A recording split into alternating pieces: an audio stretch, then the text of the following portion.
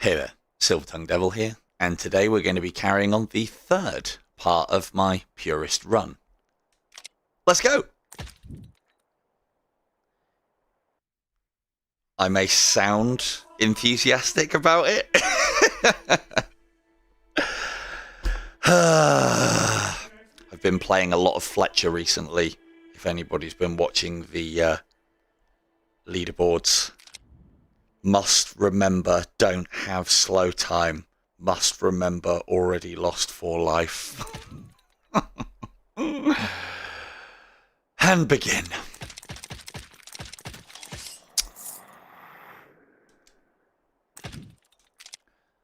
So, don't know what I'm really going to be, what more I'm going to be able to do in the, yeah. Oh, with arrows like that, it's going to be quick. Oh, come on. Out of the way. Yeah, bets in the chat indeed. I should, if I was clever and was, as Camilla's said about me, if I was taking this seriously, which I totally am, just don't tell him. I would skip Paradise Lost, because if you are going to lose life anywhere on this fucking mode, it would be here. Or we play slowly and carefully, remembering that we don't have the crutch of slow time to rely on.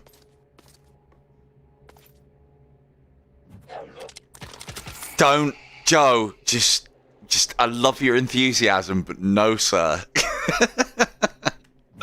Rob will definitely get hit. To be fair, it's as I keep saying, though. I move faster and keep moving continuously when I'm in the pit. And... oh, you cheeky bastard. And I haven't actually been hit in a pit in this run. I think that's right.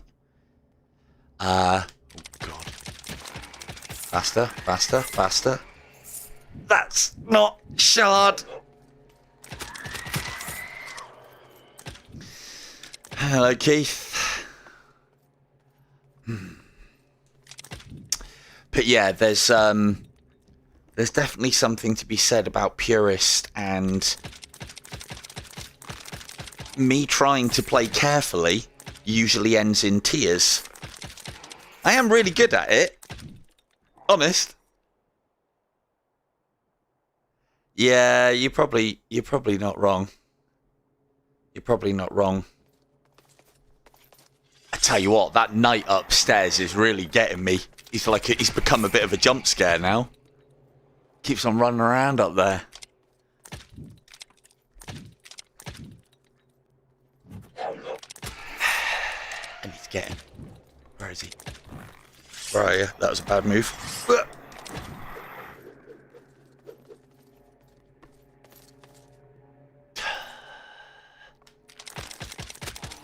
Don't like playing this defensively, I really don't. But I am also hyper aware of the fact that if I just go hell for leather. Yeah, I know, right? With all that pacing they're doing up there.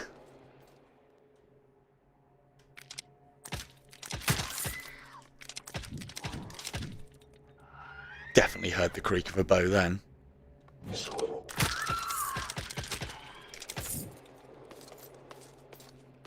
It sounds on my level. I don't know if you guys can hear that.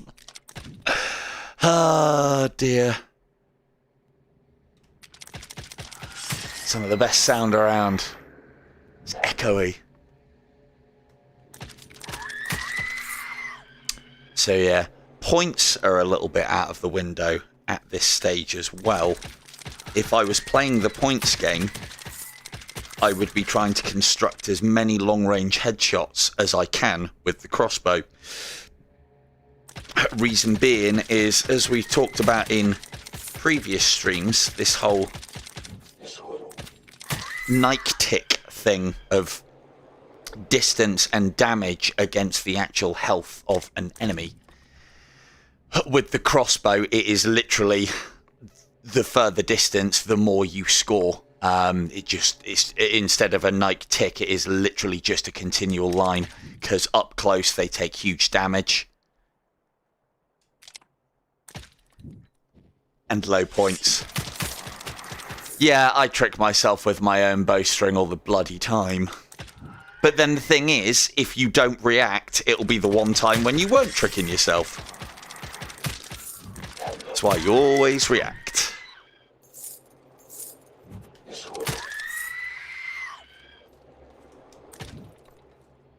That's still the ones up top walk, or no, that's the one below. Okay, alright, fine. Fine.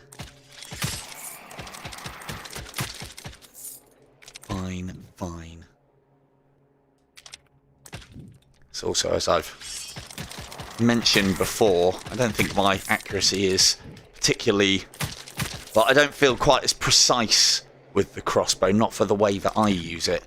I play a different game, and I don't... What the fucking hell are you doing down there? I mean, that's wrong. If you're throwing axes, then you're in the wrong place, mate.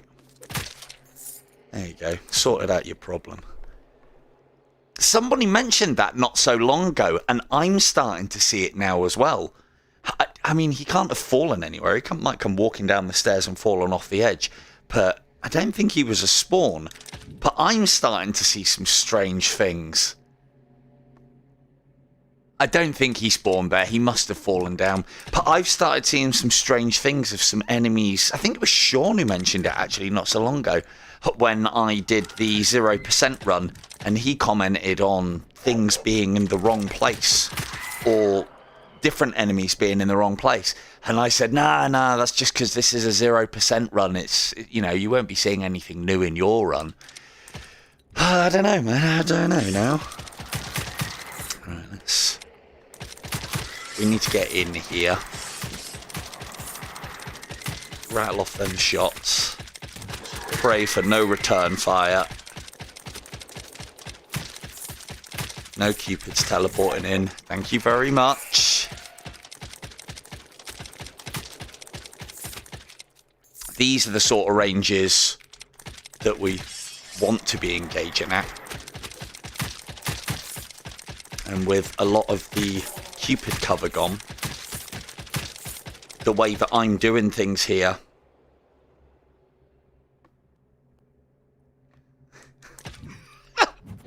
yeah, I'll throw a teleport, throw a fucking shard into their face, or shield bash them. That's what I'd do.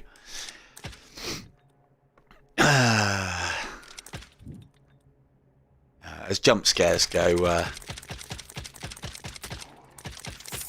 stop it. Stop it. Asking for trouble. The reason why, I don't know. Maybe I'm playing somewhere in between. So maybe I found my sweet spot. Or, I don't know, after all this talk of Camille going, you're not even taking it seriously. I don't know, maybe I am now. Super serious, you guys. Come on. Come on. I've heard you, you've heard me. Bastard. Ooh, that's another one. Oof. If I'm having to block with the shield, that is a really bad thing. Woo! Yes, I have seen that, and I can also... I've seen that... Oh, look at that slow walk. Fucking almost had my number then. Not only have I seen that with the portal, the pit portal appearing and disappearing, and it's a specific one in Purgatory that I've seen it do, because usually you can see them for quite a distance. One of the things that I can confirm, because of how I've been doing my Fletcher runs, is even though it's not rendered in, it is still there. So if you can't see it, if you were, say, doing my idiotic tactic of orphan chasing on Fletcher, you could still get into... You could still teleport arrow from a great distance into that portal, which is obviously very useful to me. See, I was thinking about it the other day of doing Purist.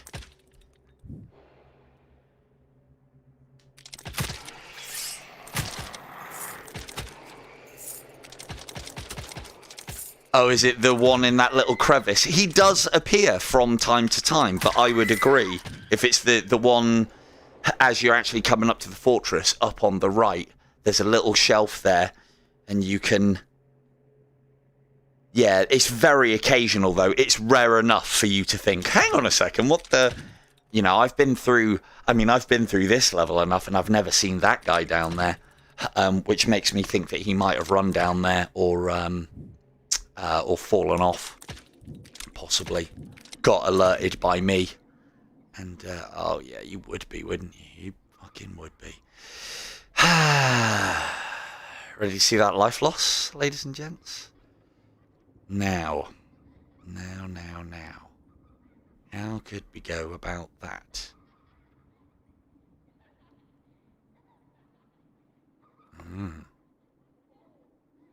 I've got a really dumb tactic that I could try.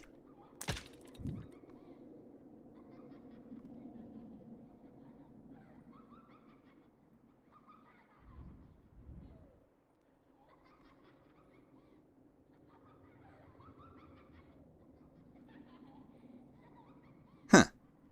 Okay.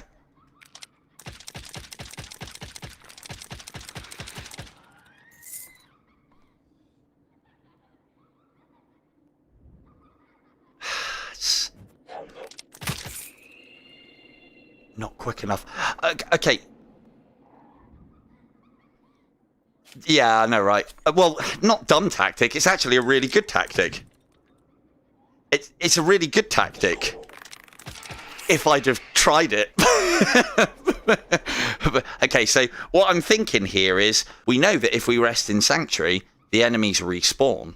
So, in theory, I could clear the enemies around the Orphan with the intent of hitting that rest in Sanctuary the moment I hear her rise.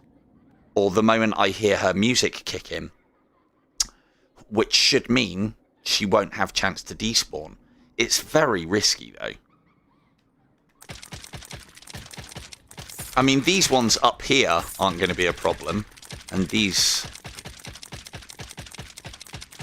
are the shots we should be going for. The other thing that we could do as well is, if we were a good enough shot with this contraption, we could shoot her from up here, do some damage, and if it looks like...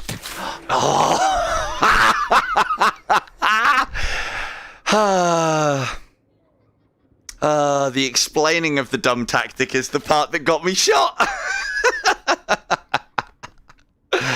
I should really learn to take cover whilst I'm explaining dumb shit. Ah, well. That one's on chat. There you go. I didn't get hit on the way.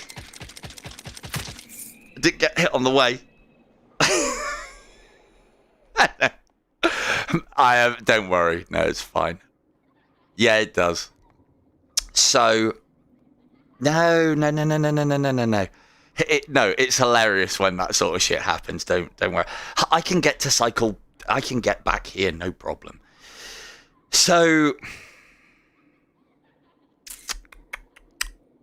because the thing is, that is a very hard Orphan to get, but there's not quite as much around, and it might be because some of it might not have spawned in yet. Although I reckon most of it has. And with most of that out of the way, that should be an easier take. I shouldn't have got hit there, though, but never mind. So, yeah, my idea was, we can sit on here. Let's try. Let's try. We can't do both, and it does take a second for that to come up. So we have to be hyper aware of that, but... Let's go.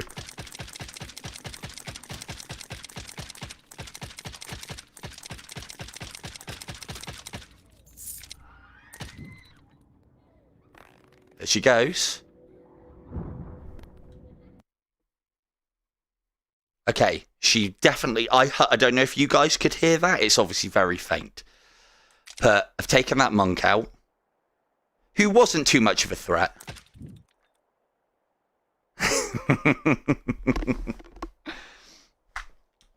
Hello, Beanie. So, let's...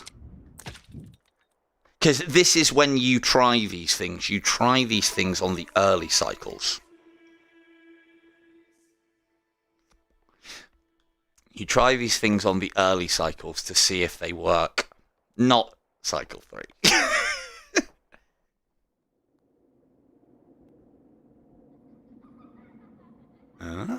Well, I can't say I'm surprised. So it works. You just have to be mega quick. You fire some shots off down there, wait to get your kills, come back here, rest in Sanctuary. As long as the screen closes and it cuts her Ascension music out, then you are good. But I think we're going to be all right.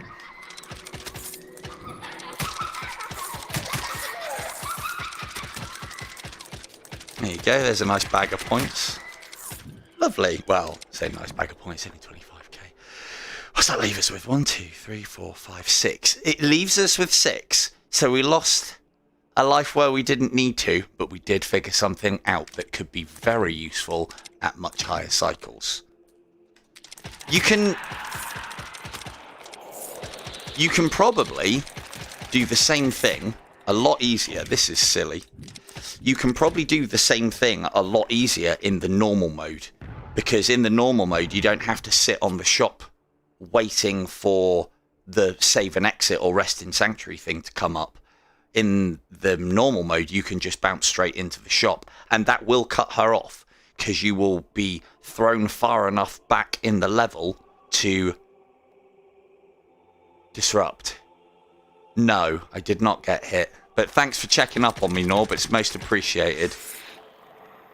Although, it wouldn't be surprising, would it? Testing live during my Purist run. Silly boy. One of the other things I've been playing around with as well is how we can get it so that Cupids don't teleport down your throat. Not a great example. How they don't teleport down your throat. And from what I can gather, if they can, I think we talked about this last stream, if they can see you, they will continue to fire arrows. After they've fired their first volley, they will then move forward whilst they are getting ready to fire a second volley. And that's why they will quite often close the distance. But that's only if they've got visuals on you. But then the problem with that is we're asking quite a bit of ourselves to potentially dodge a lot of arrows whilst Cupids close the distance, and we don't really want that. Now, do we shoot them from distance, or do we get in nice and close where I know that I can kill them quick? I say close, because there's going to be a lot in here.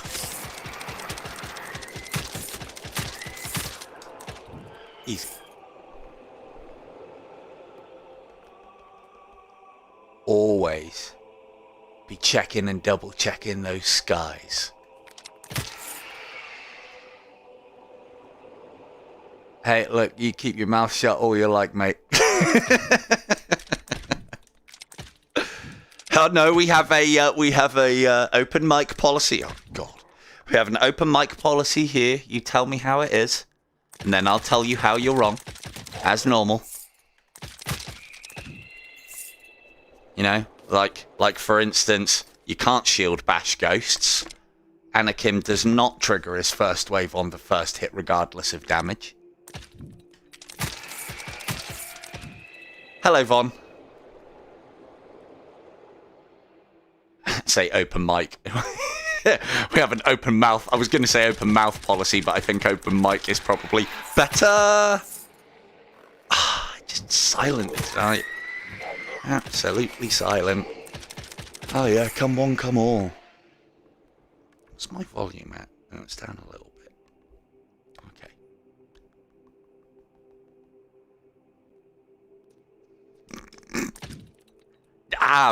But was it, though? Important are the details, are they not, Beanie? And the ghost shield thing is definitely not a thing. I don't know where you got that from. I definitely felt trolled because you left after telling me all about it. But I suppose now that I've confirmed that I did it in the last stream, if it had worked, you could have gone, see? And if it, because it didn't work, you can now go, trollolololol. Yeah, I figured as much. Whee! Okay, we'll work around this corner. Ah, there's one behind me. Well, that's two.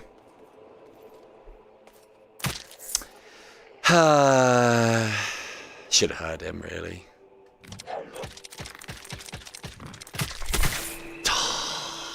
See, this is where it starts going downhill, because I'm doing exactly what Beanie does. You take one hit, and then it's like, you know what? Fuck it, let's go.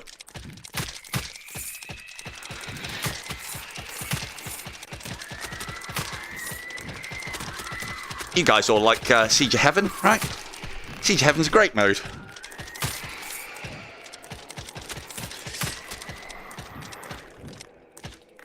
Uh-oh.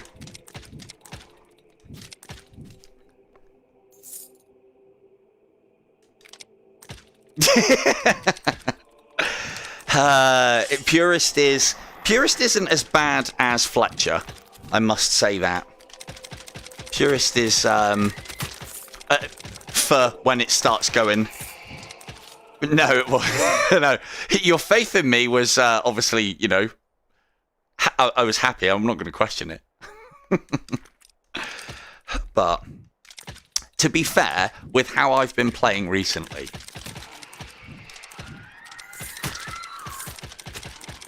this will probably be. Let's take some silly risks. Good evening, Net. That's a lot of enemies. Nope. Nope. Wait. Wait.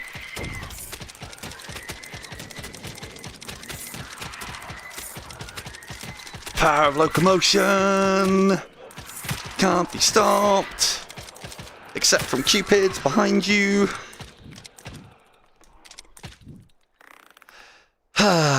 Well, it's more exhilarating, isn't it? No, me neither. This is all eyes closed.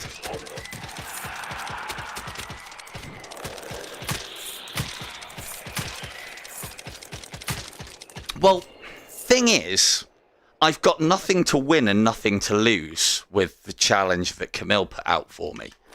So, if I win, what does it matter? But if I lose, it elevates somebody else, right? Purist runner, indeed. I don't know. I think it's more entertaining if I can play this way. Maybe I should. But you mark my words now. Me trying to play cautiously is what gets me hit. Me playing like a fucking loon. I mean, it doesn't do my score any favours. 4. Can we even get to double damage? Well, at least got to Gabe.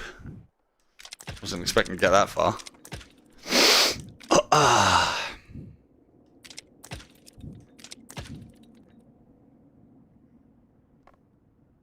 See, I don't know if anyone's been following it on the Facebook, but Camille's found some interesting things about Gabe and certain locations. Still, what more do you need than pillar tactics 101?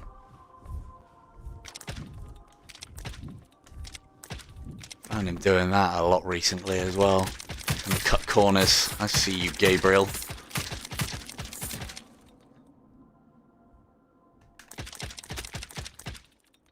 Found out a little bit more about this as well.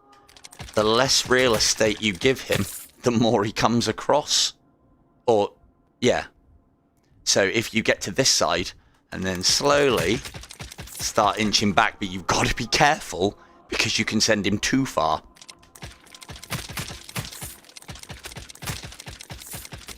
Don't go too far. And then this is Gabriel tactics advanced.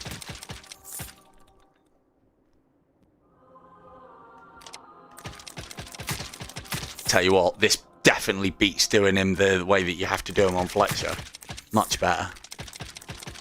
But hopefully you guys can see what I'm doing here. I'm putting myself on the pillar, having the pillar to one side, and then as he comes into view, I'm inching back, which is forcing him further forward. Now I do have to be careful because you can, as I found, you can send him too far. But I'm making like micro adjustments with locomotion, and it's just making an easy boss. He's, well, no, not easier. This is probably safer, but, well, definitely better for my score.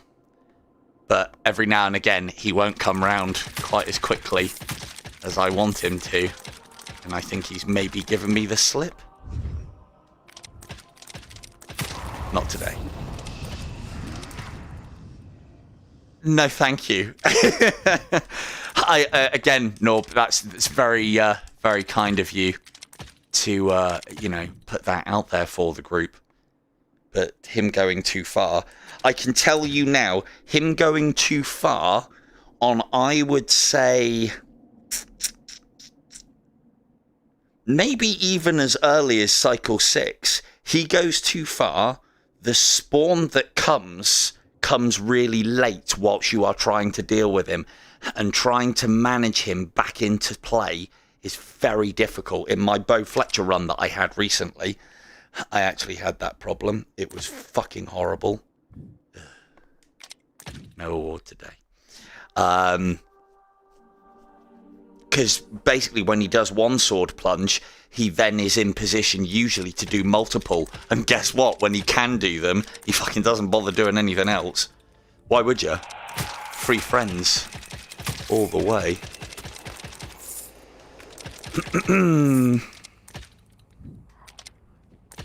Oof, from the depths.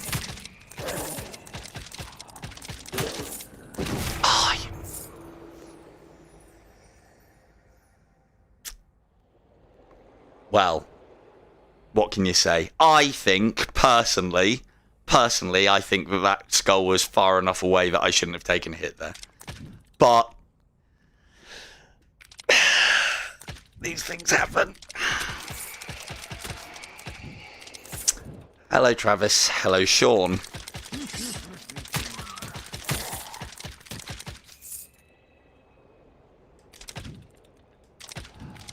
The highest cycle for me on Fletcher at the moment is cycle 6, but I'm doing things a little differently. It's definitely Cupid's about. Yeah, no worries, Joe. Thank you for joining us.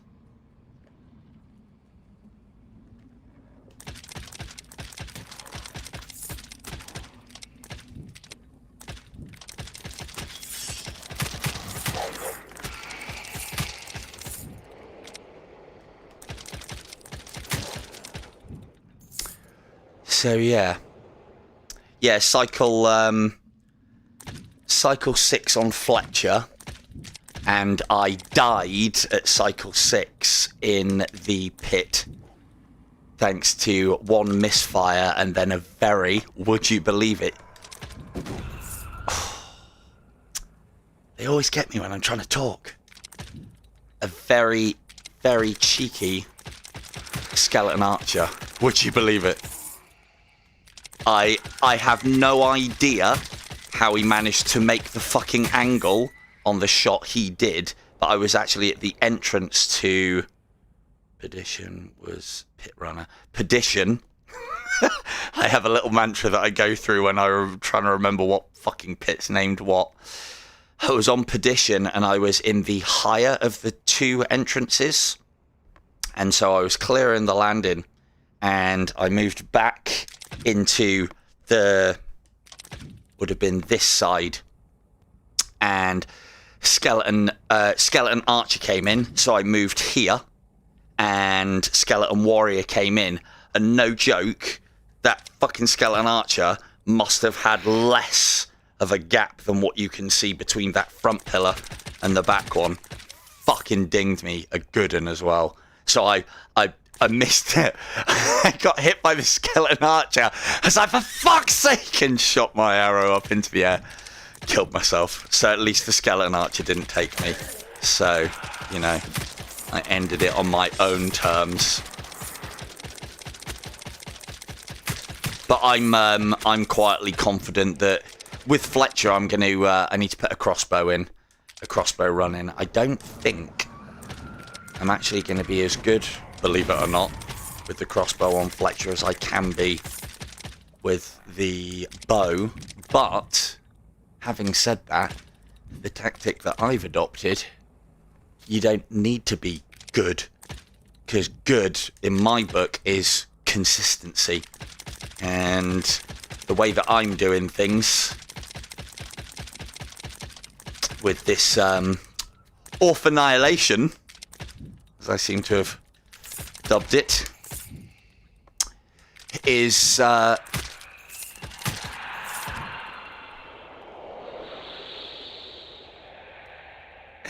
way, yeah.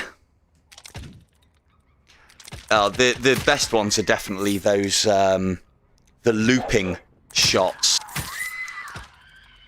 Those looping shots that they do. LG knows all about the fucking looping shot, and that's part of the reason why I don't go to Desolation.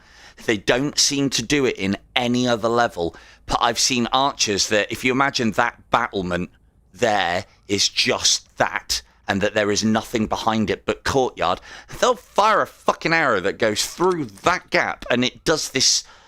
I don't know, it's like they fire it up so that it's going to come straight down on you, and they're usually so quick and unexpected you just get dinged by it. I hate Desolation. I hate Desolation mainly for that, but there are other reasons. I swear I heard the Orphan. Yeah, I need to stop talking. I can definitely hear the Orphan. So... I think, to be fair, I think it is something that Super Bright have coded, not necessarily wrong, it is supposed to be harder, but it's something that they've coded badly in the geometry, in that the enemies aren't picking up that there's geometry there, and they're like, ha, fuck the guy over the other side. Because normally what they should do is walk into line of sight, not fucking go YOLO shot. Bastards. Right, so I still can't kill them. I don't want to dive in, really. I mean, we could just lure them with my face. That should be enough. Yeah. Let's do that instead. Come on, lads. So, the Orphan, see that arch in the back, and then there's the dark bit there. That's where she'll be. I think that's the only place she can be. So we don't want to send any stray arrows. So there's 2 solutions to that. Accuracy or angle. For I am not an accurate crossbowman, we will go with angle. So I've angled those headshots so that any misses will impact on these pillars here, instead of taking the shots there, which will then inevitably send misses wanging off into the distance to alert said Orphan. Now, one of the other things that I've learnt with the Orphan, I'll try and show you this, but it's probably difficult when I'm in Purist mode. You want to try and land in front of the Orphan. If you are going to land on her for the execution, you want to land on her in such a way that she is looking at you. Now, why is that important? Well, it's something that I never considered. What does she always do? She runs away, or she teleports away. Before she is able to run away or teleport away, you guessed it, she has to turn. See if we can nail her. So that wasn't a very good example, was it? If I had... Maybe not then. Again, that's still a work in progress, but she's dead, so we're happy. But I found in my Fletcher side of things, trying to make a point of maybe jumping down her throat trying to do that isn't the play. Maybe it is the element of...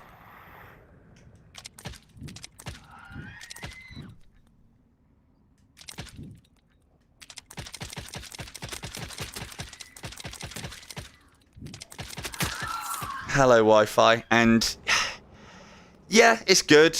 It doesn't do enough damage. It does stagger. It's it can be quite useful on abominations. The one thing that I don't like is the teleport arrow to shield charge, I suppose. It doesn't work as effectively as it used to. You used to be able to. That path, everything within it would get shield bashed. Don't know if holding it out would be better. But yeah, it's I wouldn't say it's a like high level strategy, but I tell you what, it is fun. I'll definitely give it that much. Because the problem with things like that is more often than not, in the doing of them is how you'll lose life. Oh, I hear a pit. I'm being all slow and cautious again. What's wrong with me?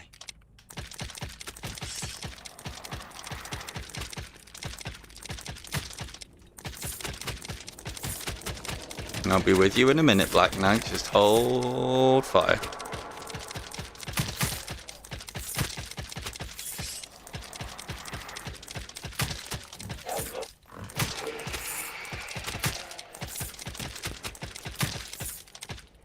Don't do that. You hear the teleport of more than one orphan? You run.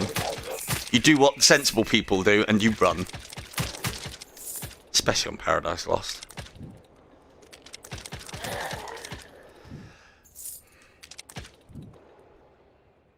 Hello, Ignited. How the devil are you? We are... we are going to be ending our Purist run tonight, probably, one way or the other.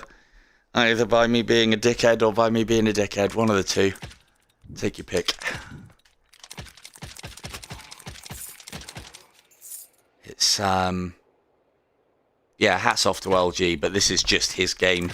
Patience is something I usually have in abundance in life. However, for some reason in my downtime and in my spare time, my patience is just gone. When I'm gaming, I'm not thinking of being patient. It's cost me many a run. Beanie knows. Hell, I'd imagine most of you can sympathise with that.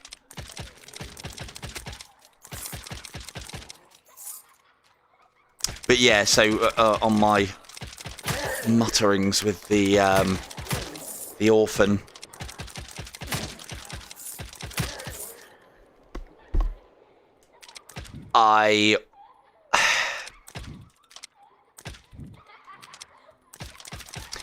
it's so as far as teleport arrow over the top of Anakin's head, I don't know what the trigger condition is for that, because I don't think you are supposed to get hit by his aura if you do that. However, I have been hit by his aura when I've gone right over the top of him, when I've gone extremely close, when I've been at the edge of his radius. All three of those triggers I've been hit before, but 90% of the time you don't get hit. So yeah, I would say LG might have a different answer, but I would say do not.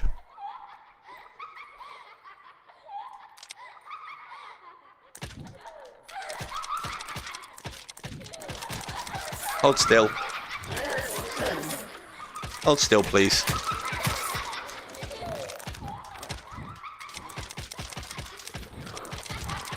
Ugh. Well, this is already going on way too long, but it is worth the points.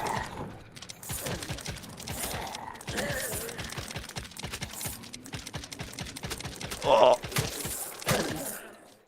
Thought I was actually going to get a skull explodey bonus then.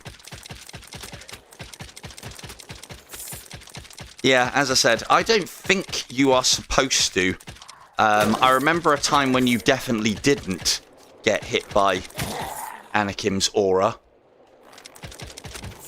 But to be fair, if I was ever going to be in a situation where I was forced to teleport over the top of him, it was probably a dire one.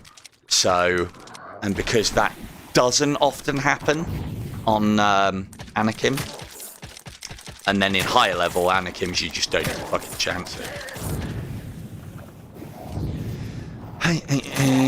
So we can get some decent points for out this guy. Any more for any more? No. Saw you. Didn't see you. So we're going to take a knee. See if we can peg some headshots. Because these are not only very high scoring, but also very low damaging. This is part of the reason why... you fucking fuck.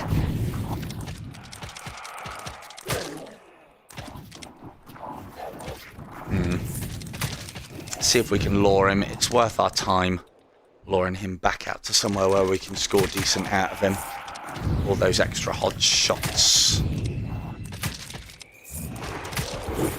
I mean, that's not ideal, but it's better than where he was.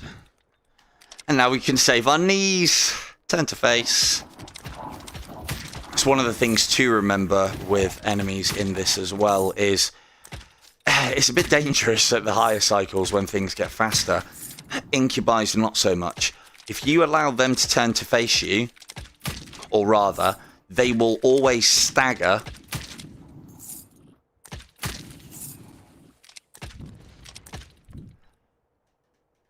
I could do with that blood right now.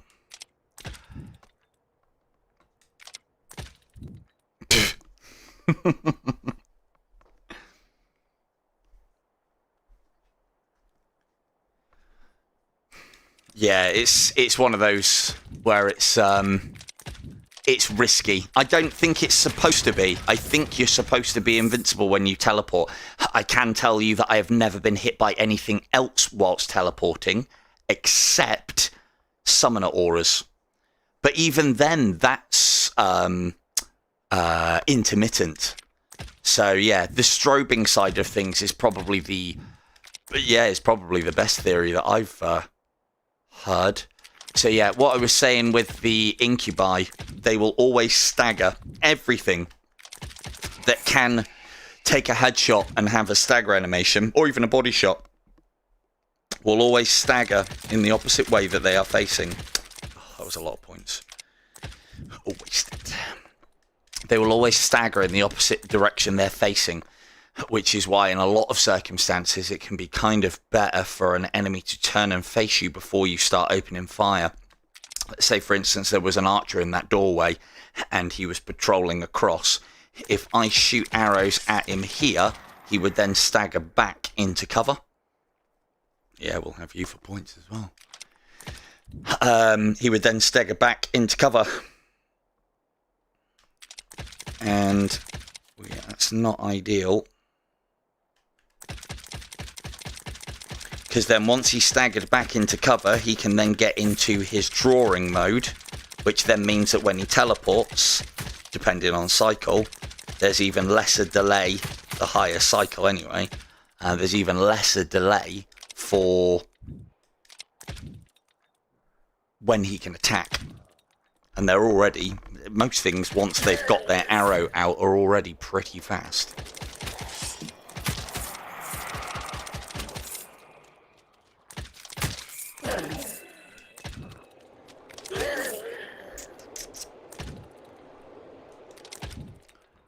Say it again, I definitely hope you guys are keen to watch some... if I do crash out of this run, which I'm totally expecting to, and I'm quite happy with.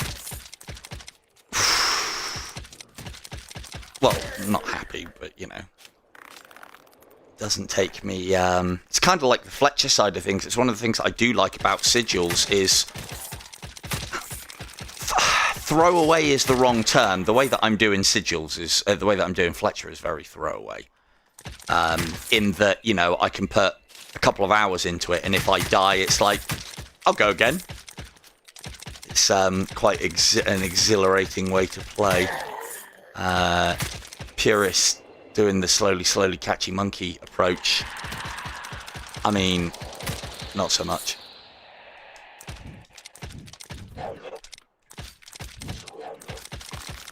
Oof. You definitely took a hit and still decided to fire. Cheeky man. Although he probably took this shot before I hit him. So it's one of the other things that I was playing around with as well on Fletcher. Because even I was kind of like, with doing the orphan, kill the orphan, kill everything in the pit. Oof, I heard you last second. Kill the orphan, kill everything in the pit, including the orphan, kill the boss, next level. Orphan, boss, next cycle. And on and on and on as far as you can get. One of the things that I was looking and analysing is, well, maybe Camille's right, because that is leaving a lot of points on the table. However, I then did some testing, and it would be leaving a lot of points on the table if you managed to headshot everything. And as we know, Executioner is just not fucking worth it, points-wise. I think I can finish... what did I try it on? I think I finished the first cycle, but it took me fucking ages. Probably about 200,000, 220,000.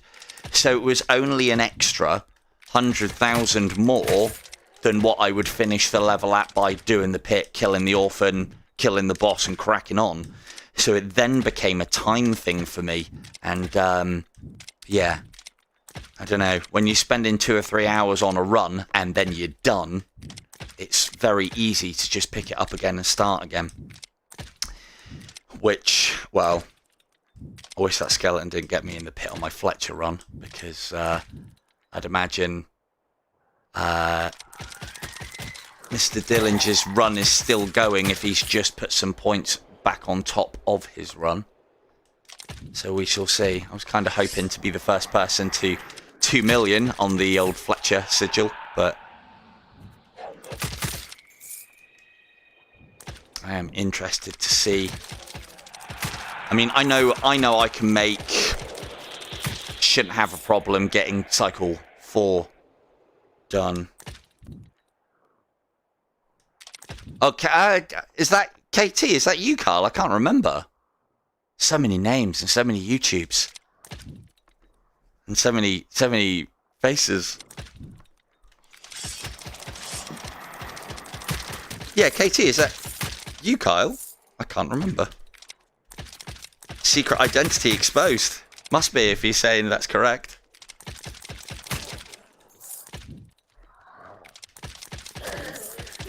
Ooh, hello, Kyle. Cycle 5. Are you doing the orphan thing? Oh, no, you can't be if you've got that many points. No way. But then, see, there you go. I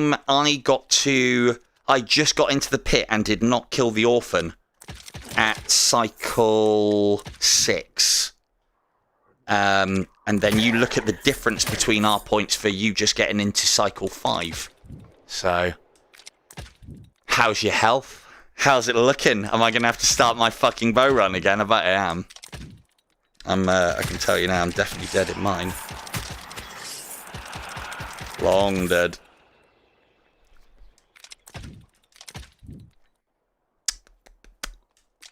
But as was pointed out to me in Facebook the other day, I am the silver-tongued devil, not the gold-tongued devil.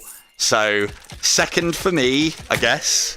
Will have to do, right?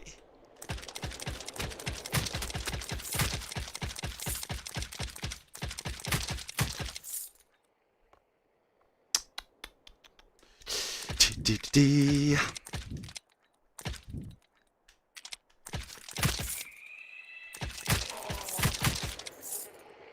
see me? Oh, I thought there was one there. No, you must have already teleported. Oh, what a fantastic building.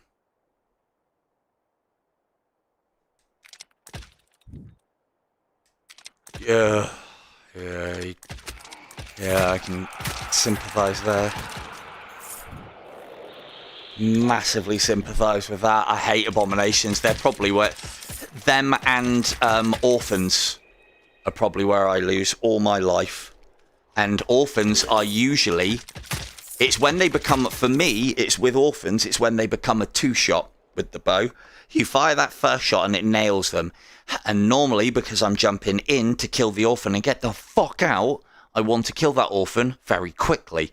So the first shot goes in, you're then having to rely on RNG that the next arrow is going to be good. And if you fire it off too quickly, it passes through.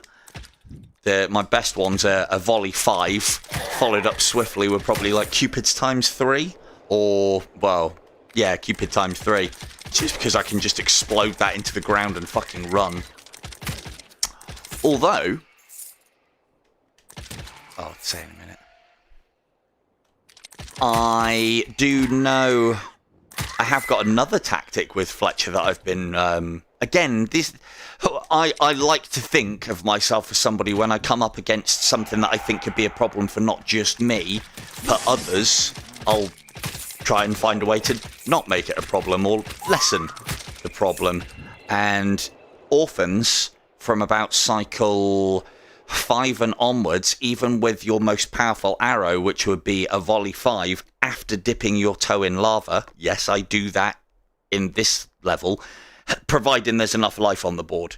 As in, let's say, for instance, I was in Abyss, and I was in the pit, kill the orphan there, do all the good stuff, and full life is on the board. I would then, if I had the right arrow, I would dip a toe into the lava to take 1 life, which then gives me bonus damage on the next shot fired. And then it's almost like the fucking Jack Sparrow line from Pirates of the Caribbean. It's like, you know, this shot is not meant for you. This shot is meant for the awesome. Please move. But there you go. Not only referencing films in my stupid videos, but referencing them in the live streams as well. But... yeah, that's something that I have been doing. The other thing that I was thinking about as well is, by me doing what I'm doing, what can I take advantage of with the orphan? Well, because I'm not killing any enemies, I can actually quite easily take advantage of the rule of 17, which means that when I get to cycle 5 now, this is what came about from my highest scoring run, is I'll jump in there, nail the orphan with a massive arrow, and then get the fuck out so that she despawned. But when she despawns, because she hasn't dropped off the level, she doesn't come back with full life, she comes back with however much life you left her on. If it was a status effect arrow, when she despawns, the tick damage will stop there and end. So you want to be using things like volley 3 and volley 5 and so on. And so what you can then do is... it's almost like taking bites of the orphan's cherry. First we're roofying the orphans, now we're taking bites of their cherries. It's turning into a bit of a bad channel, I think. This might be my fucking evil arc coming on. But, yeah, having another go at the orphan is probably a better way to put it. But yeah, you get in there, dump a massive arrow on her, get the fuck out, possibly even go back to the section previous and cycle through your arrows till you get another big punishing damage arrow, and then go back in and finish her off. The only problem is she will move, and so you've got to be aware of what direction she was going in, or be able to locate her through the laughter alone, which anybody of you who watched my live streams in the past will know that I have questionable skills at best on. Come on. It's all good points though. Oh, there's a good angle over here for that little stairwell. If you sit here whilst they're on there, this is just out of their range, and yeah, reasonably. You guys didn't do that last time. Oh, come on now. Move. No, you're not going to move. Okay, well, we'll do you the other way then. So So this is a bit further afield, and we don't really want this. I don't think we're in range of axe throwing, though.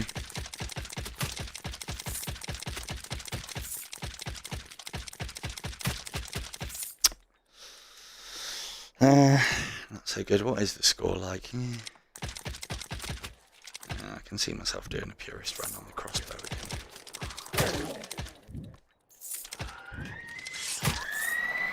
I was also considering doing a an Orphan and Pit only with Purist as well, but then then I saw what LG was having to put up with at Cycle 10 on Anakim, and even I thought, nah. Don't think that is the greatest strategy. Plus, when the whole reason why I started doing the whole just kill the orphans was literally because the Fletcher leaderboard is wide open. If anybody can just get 1 million, you'll make top 50 at the moment, I think, or no, probably top 10 if you can just get 1 million points.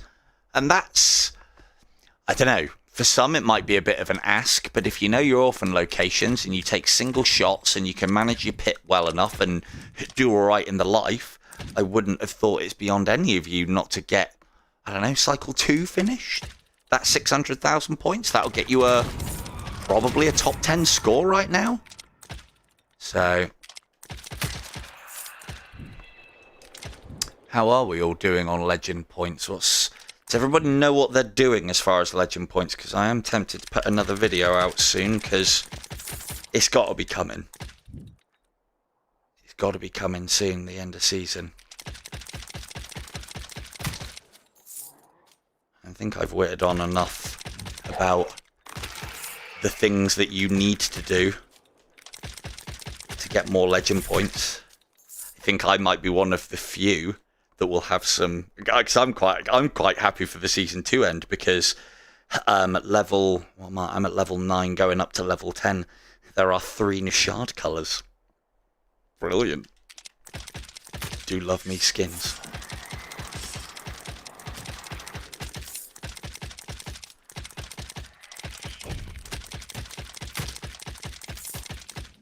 Yeah. Yeah. Wish I was more. Well, that's good, Net. That gives me plenty to talk about.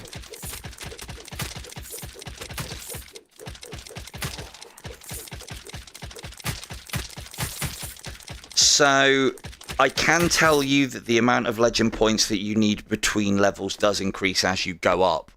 I don't know if they've always been fixed, because even I'm still climbing the legend side of things. Previously, we've only been able to see totals and of the next level, not multiple levels above. But I can tell you there's more bits and pieces after level 9. I think me, Beanie, probably LG, handful of others are at level 9 right now. I'm trying to think. Elite Jonathan will be level 9 because he's banging on my door as far as points is concerned. Beanie definitely is. Ugh. But yeah, so as far as legend points is concerned, there are lots. Where did you even come from? There are lots of things that you can be doing. First things first, remember that in every single discipline, in every discipline, so be it bow or crossbow, are separate leaderboards. Now is the case where if there's a leaderboard for it, you will score legend points for it as long as you rank. Doesn't matter where your rank is, or it does, but it doesn't matter as much as you think. I will definitely make a point of checking, but I've never really paid too much heed about it because it keeps changing, so I can't nail down a formula or a system. I can't say to you, right, give me your ranks and I'll tell you how many legend points you'll get this season. The reason being is because they keep on changing, adding new boards and changing the scores. Back in mine and Beanie's day, they obviously didn't have quite as much plans for the legend ranking, and so they probably didn't have as many rewards laid out. Yeah, so basically top 10 is not a lot different. So let's say, for instance, top boy on a leaderboard would get, and again, I don't even know if this is the same with sigils, but back in my day, top of a leaderboard would get, I think it was 1,000 legend points. It's now 2,000. I know that because I might have got a first, but even if I didn't, I would have got some. Oh no, I got a second for my crossbow last season, and I got 1,990 points, I think it was. Which would mean that the top boy would have got 2,000 because, you know, people like rounding things down and round things off. They wouldn't have given him, like, you know, 1,999. I don't know, maybe they did, and the joke's on me. So, like, for instance, I finished on the crossbow leaderboards second last season, so that was 1,990. I have got a little video, but the whole grand thing didn't cut in. That's fine. I'll have the shard colours, so I'll be able to show them off for you, Norb. Wouldn't that be grand? I'll probably still use the red one. So yeah, as I say with leaderboard, with legend points, you get ranked everywhere that you can get a rank. There are legend points up for grabs. That includes, as I was banging on about last episode, all the little sub-boards for the Siege of Heaven modes. And because not a lot of people play Siege of Heaven, again, like most of the sigils, Siege of Heaven is wide open if you are looking at getting a lot of leaderboard points. I don't think I scored particularly highly on any of the boards last season, but the ones that were highest were like, well, the problem is it clumps it all into one big score, and I maybe got something like 3,000 or 4,000, but I did not do as well in as many of the leaderboards as I could have. This season I'm changing that because I'm ahead of Beanie now, and that was more, I think that was as much a time thing as anything else, if memory serves. But yeah, so you want to be putting, so regardless of your skill or of your level of play or percentage complete or anything along those lines, put in a run for the bow, a run for the crossbow in the main game on each of the sigils, because I believe they are rewarded legend points. I'm sure Beanie will be able to confirm that. And if you have time, because the next one is quite an undertaking, on Siege of Heaven, which we might be playing quite soon, on Siege of Heaven, each of the leaderboards, so there's total score across all of them.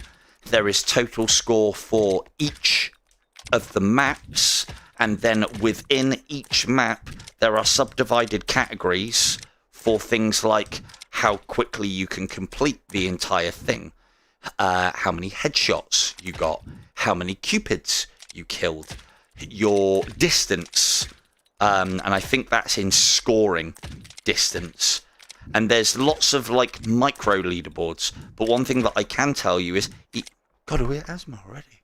Bloody hell, that went quick.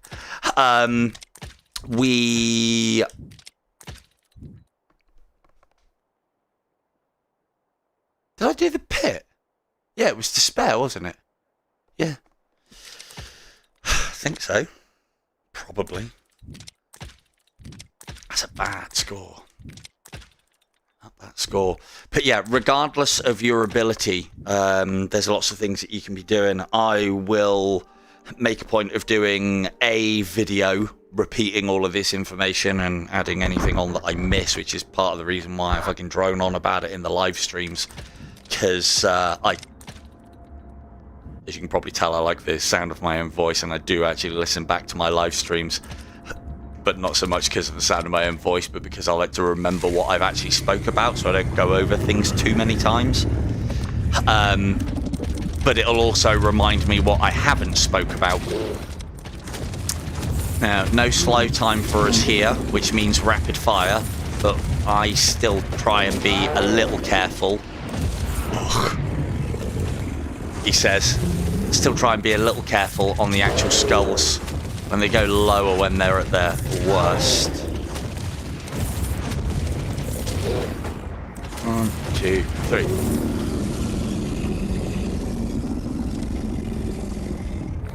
Yeah, it's definitely something to do.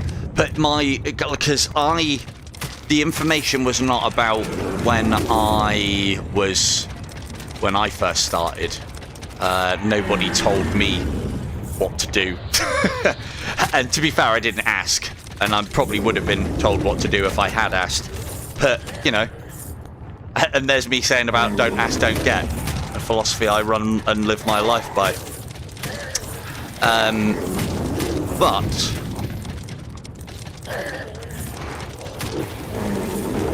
the information is, to be fair, the information probably wasn't as well known back then as well. When the legend thing first started out, no one was really sure. And I remember doing a bow run and scoring all right. I think I was,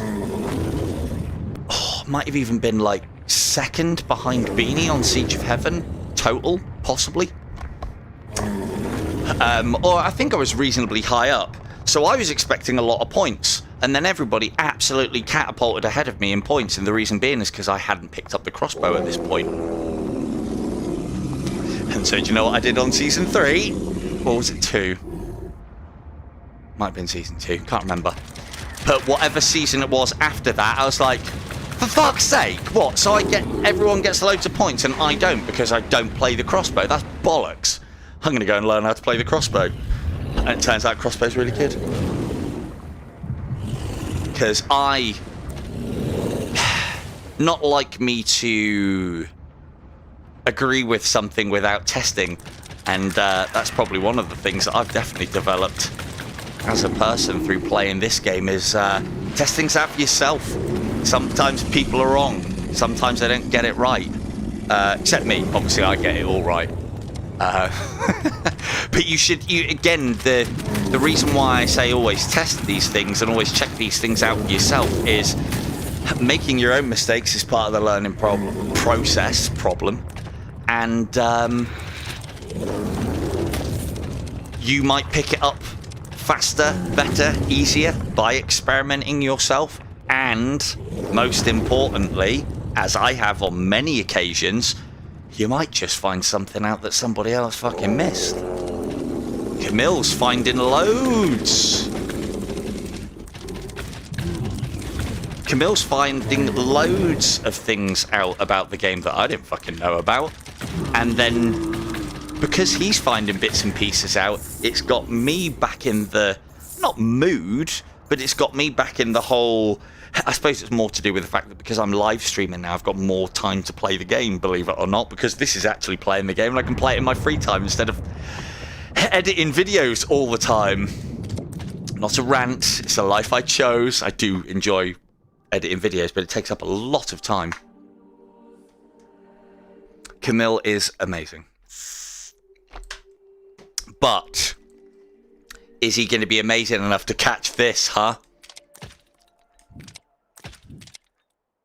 Well, I mean, see, in that circumstance, I would use the word team very loosely. I kind of see me as a bit of a giant carrying Camille on my back. So, but we shall, we shall see. Shots fired. No, Camille's very good.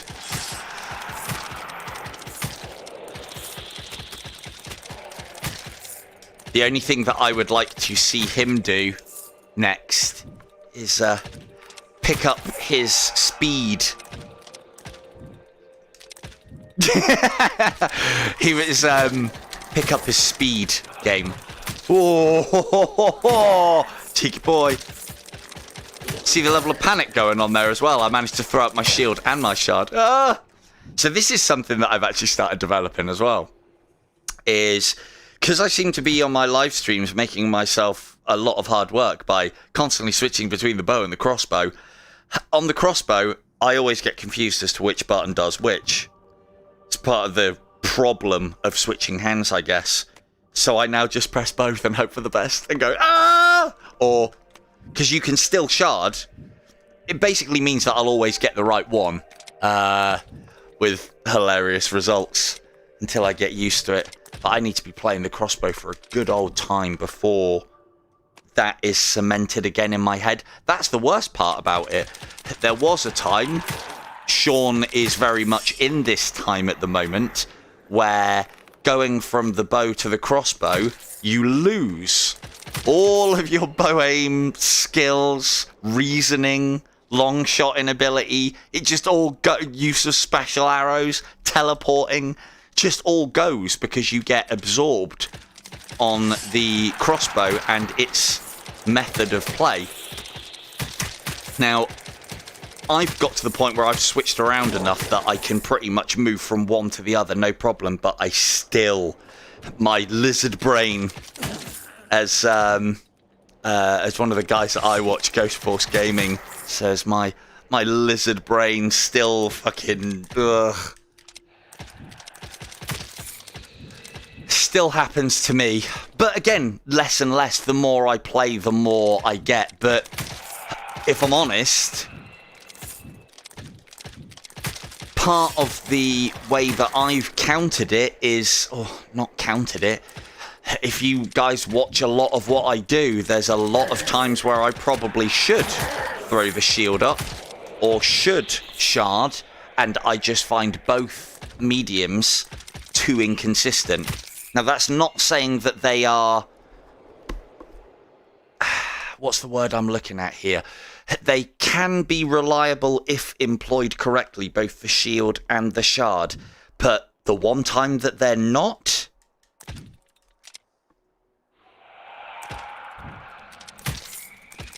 Hello, Martin. And I love multiplayer. I love the idea of it. And we have discussed this before, but I'm always happy to discuss it again and again and again. Everybody is asking the wrong question of this game. As far as multiplayer is concerned, we shouldn't be asking, can we have... If you're looking for multiplayer in this game, I can tell you now, they must be coming close to everything that they can do with this game. Because if they're having to, if you didn't know the news, if they're having to replace a game mode, i.e. a sigil, with a new one, because they want to do more with the game, but they have to replace, that says to me that they are getting right to the fucking end of what they can do with this game. Video memory and various bits and pieces like that. I'm not program savvy. I've done a little bit, but I would imagine there is a limit based on the program and the game size, the engine, I guess. And there's only so much that they can do. The question that we should be asking is multiplayer in IDU2 when? IDU2 is the campaign that we should be championing. We need the next one. We need a new game. It also means... Oh, that was a lot of arrows. See? That was up in time. Good shot, sir. There you go. But yeah, I personally think we should be asking for IDU 2 or IDU spiritual successor. Put whatever theme you like on it. Just make sure we have teleport movements the same and the combat, the shots, and the mechanics are the same. Change whatever the fuck else you like. Except, like, you know, don't, like, set it in Candyland where we're shooting unicorns or something along those lines. But yeah, so that was a classic example of what I was talking about. I think I mean, I didn't have slow time to back me up, so there is that. Oh, look at these shots. But that is what I would say a classic example. First off, obviously, you know, that guy didn't have to be that accurate. Tell you what, I'm lucky I didn't get hit by that one as well. That guy didn't have to be that accurate because he's firing 4 arrows. But I'll go back and have a look. But I'm pretty sure I got that shield up in time and it hit me here. So there you go. Which is why a lot of what I've developed over time is no reliance on shard or shield.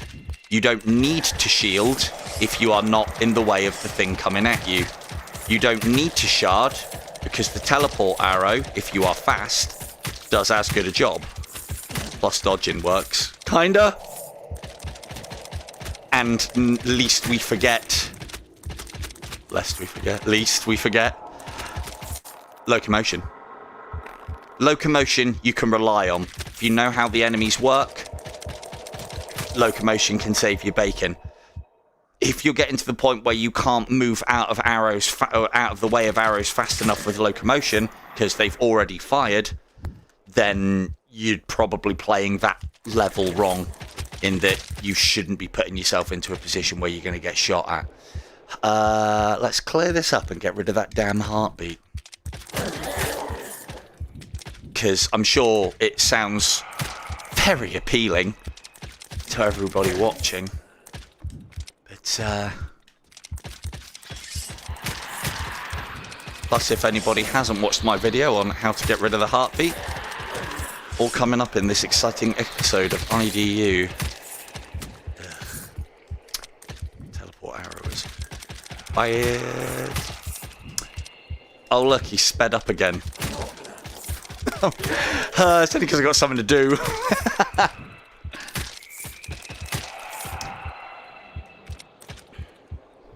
It's annoying.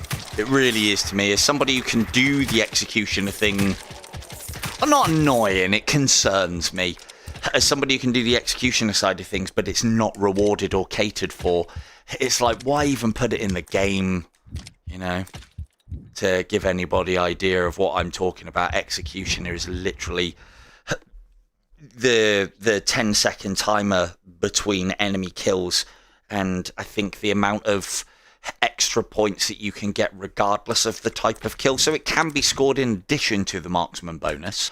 For those of you who don't know, you can stop the timer for you can stop the fucking heartbeat. That's the word you're looking for. You can stop the heartbeat by either saving and quitting or resting in Sanctuary and then coming back into the game.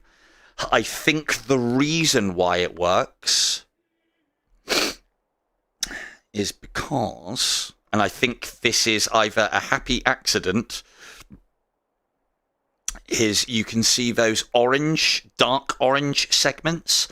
They fill the empty spaces. Let's say it's a planned and a design choice. So why the fuck it's not in any tutorial is beyond me. But those orange ones basically mean that the game kind of counts as at full life until we actually take a point of damage, and then it'll register what's going on. So it's almost like these are placeholders for some reason. I don't know why. Oh, let's go and do the pit. So yeah, there's a tip. But yeah, as far as the executioner style is concerned, it very much annoys me that one of the ways that I really enjoy playing is not catered for in points. But here's hoping next season, come on, next season when we don't have runner anymore because everyone's voted it off because no one likes speed in this game. I'm definitely not going to get catered for next season, am I? I can already tell.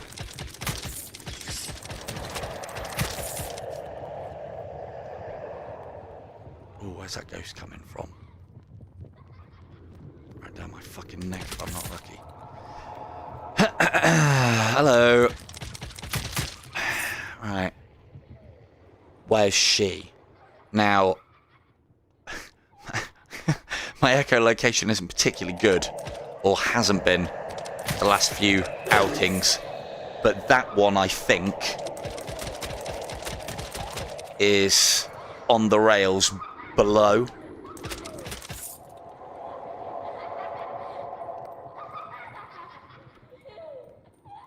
But I don't want to chance it because she might be over there. So she's at one of two places. She is back left or back middle or right below this railing. So we're going to go and do the rest of the level and come to her. Oh, yeah, fucking fuck. Now, risky as that was, I think we might I've done enough. The reason... Wait. Haircut. The reason why I think we set her off is... why are you even? The reason why I think we set her off is because I think the player model is actually higher. Again, this is something else I've been playing with. I think the player model is actually higher than we can see. So, for instance, me stood there, I couldn't see her, but she could see me. Yeah, she's gone. Oh, well, that's a bit of shit. Boo! Double whammy of shit, that is. Because I took the hit trying to make sure that we kept the orphan in play, and we still didn't get her. Everyone likes Siege of Heaven, right? You guys like Siege of Heaven, right? Hope you like Siege of Heaven. No, I've decided I'm standing here. Like a fucking idiot. So, do note how much locomotion. I'm sure we can get a lesson out of that. Good, good. We might be paying it a visit in a minute, Debs. I don't know, try and make a lesson out of that. Locomotion's good, right? But literally that was doing a lot of movement left and right and constantly changing, stopping and starting. Standing still is when you get hit. Problem is, moving and firing spoils your accuracy slightly.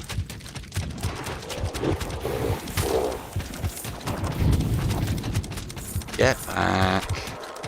Tell you what is nice, being able to miss again. That'll be nice until I play some Fletcher tonight. Should play on the crossbow tonight, really.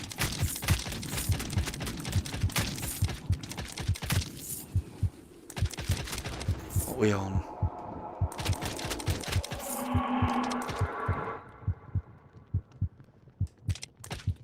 %. What got you to was that? Sorry, hang on, I'll have a check. Oh, 84% achievements on Siege of Heaven. Good, well done. I have said before, as far as the main game's concerned, you should not concern yourself with playing to score, except for the million, because that's an achievement in itself. You should not be looking at playing to score until you've got 100%. Now, is that because you need to get 100% to score? Not at all. Hello, Mr. Vega. Oh, be really bad. It'd make you feel really bad now if I died, wouldn't it? Oh, hi, Vega. Arrow. Yeah, so we're on one bit of life left.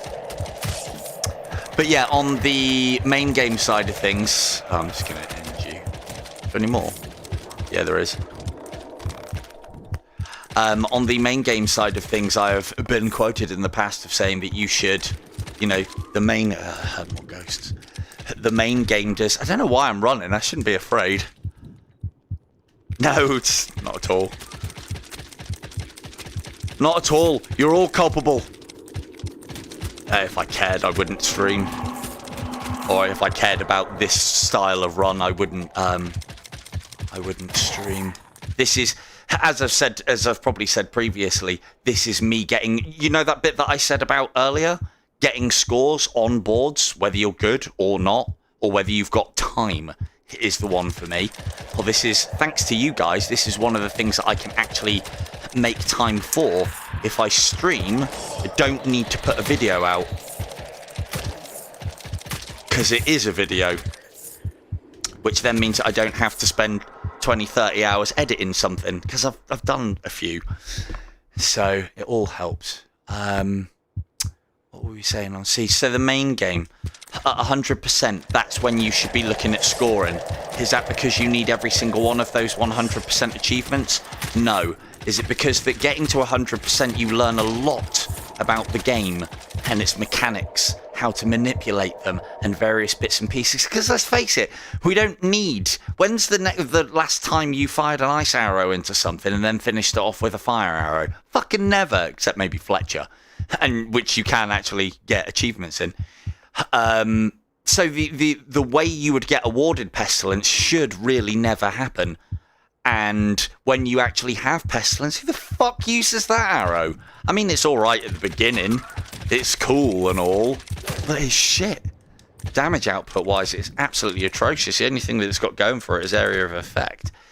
And even then, that's not that good. I definitely have it taken out of the quiver for Fletcher. And so if that's the main game, get to 100%, learn all the lessons, learn all the bits and pieces before you start putting these big old scoring runs in. In Siege of Heaven, it's even more important because every single one of those achievements that isn't related to increasing the effects of a special arrow, which is what you want, relates to something else, your resource, your gold.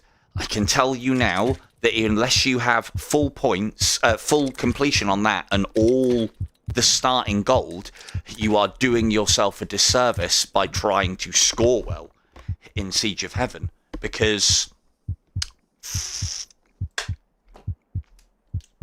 let's say, for instance, I start up a point scoring run and you're equally as good at Siege of Heaven as I am.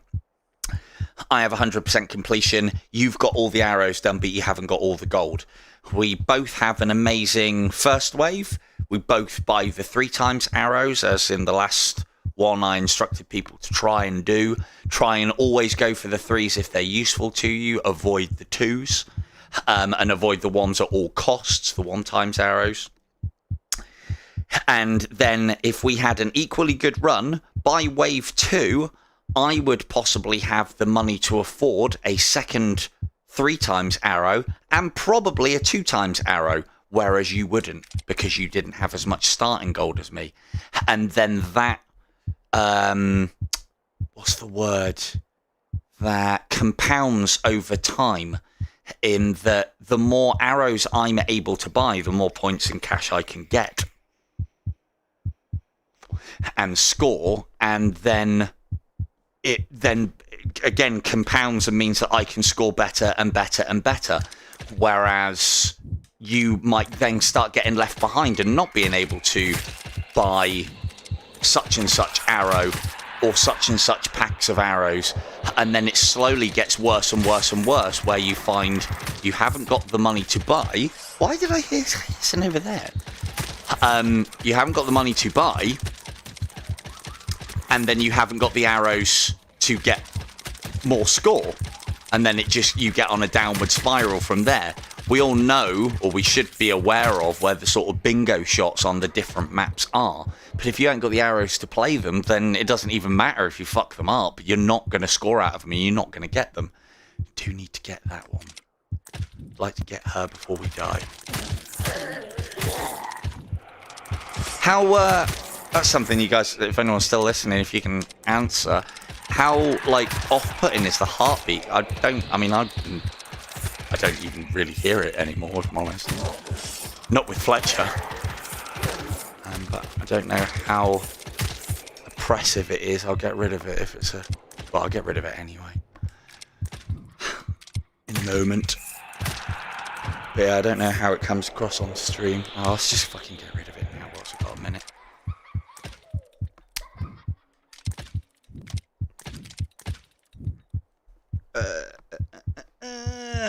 There you go. Twice today, got rid of the heartbeat. Not checking on my score or anything. Not at all. Well, it'd be nice to catch Camille, but I don't think that's going to happen. Not on one life. So what we've done? We've done Paradise tonight reasonably quick. We've done Abyss tonight. We've done the Pit within Abyss. Done Purgatory and done the Abyss.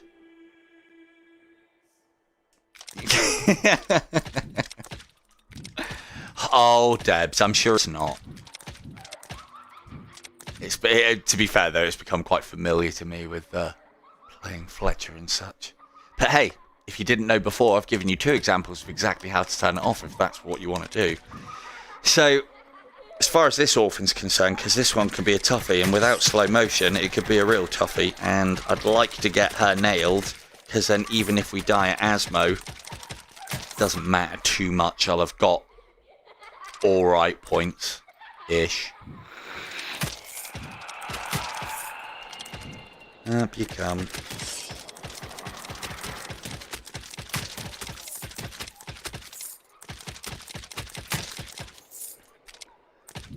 That's fair.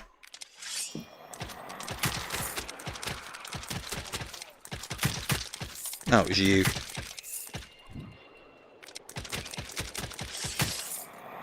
So. Oh, you guys are getting fast, aren't you?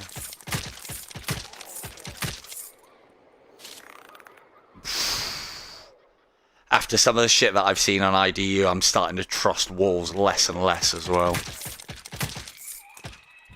But anyway, I always flinch recently, especially on Fletcher. What we're going to have to do here is go for the marching in approach. Kill everything quickly, or at least stagger it. Kill her. Hey, steady. That one almost had my name on it. Headshot. Yes.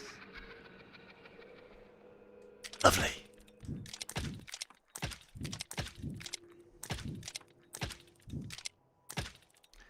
So yeah. Remember, I'm still competing with Camille as well on this run. So I will be setting the Titanic. It's a word, look it up. The Titanic score of 1.9 million.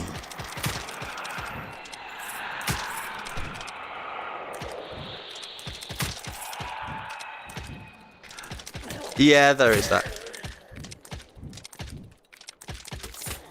It would have been, yeah, it would have been. But again, I'm still... should really play around with it more. I don't think it is as... I don't think it's as inconsistent as I first thought. I think that might have just been me still learning how to do it. And... just not doing it correctly, I think, or not knowing how to do it correctly, rather. That's a lot of monks, Jesus. Oh, here you all are. Lovely.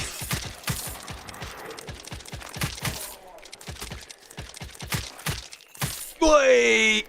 Wait! Toro! Good job I heard you. Again, I don't think the shield would have done anything in that situation, but I think I might put my fucking back out instead.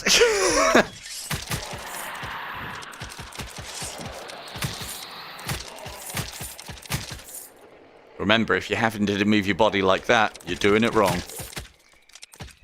Oh, that was the other side of my back. I've done the left side playing fucking Siege. Let's see if we can put a fucking gruesome strategy across on Anakin. We can't hose him down because we're not doing the damage at distance. Although I can put a lot of headshots on him, even this being only Anakin 4, I would still want to lure him in close, do enough damage to trigger the first wave. We'll try and trigger the first wave straight off the bat, and if we alert some knights, well... there we go. That's the first wave alerted. Happy days. Come on in, sir. Water is lovely. Yeah. We'll trigger 3 over there. Or 3 over here. And we'll probably sneak back for 4 over there.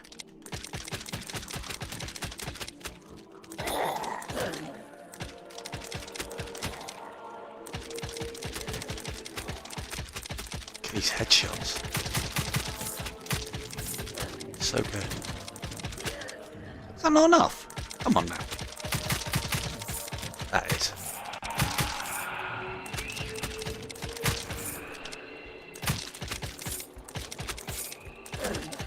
And then we will come across here. And then further. And then we'll go across there. It stops pissing about. Oh. That sounds like baddies. And let's go fucking mental. Shit. Not ideal. Get back. All of yous. And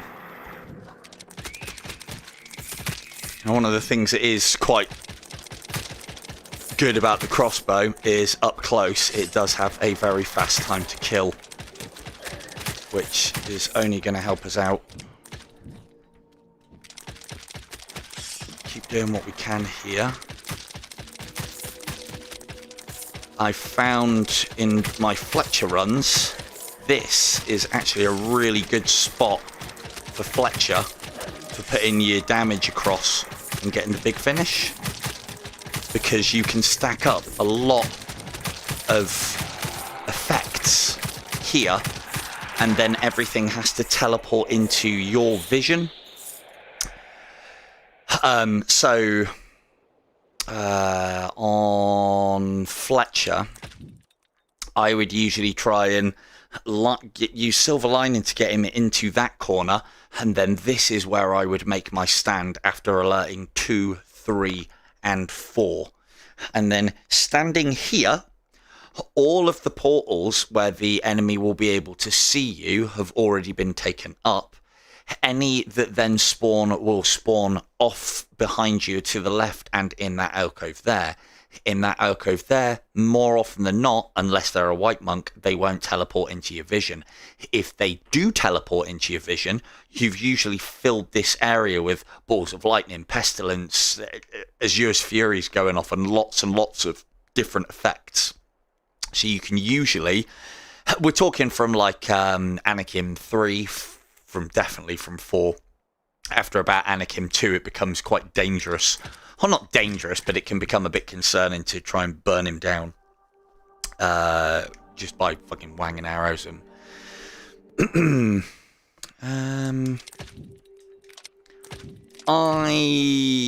even if we rooftop hop this, I think this is going to be fucking death as well. Do a bit of a combination. See how long we can last being a fucking idiot.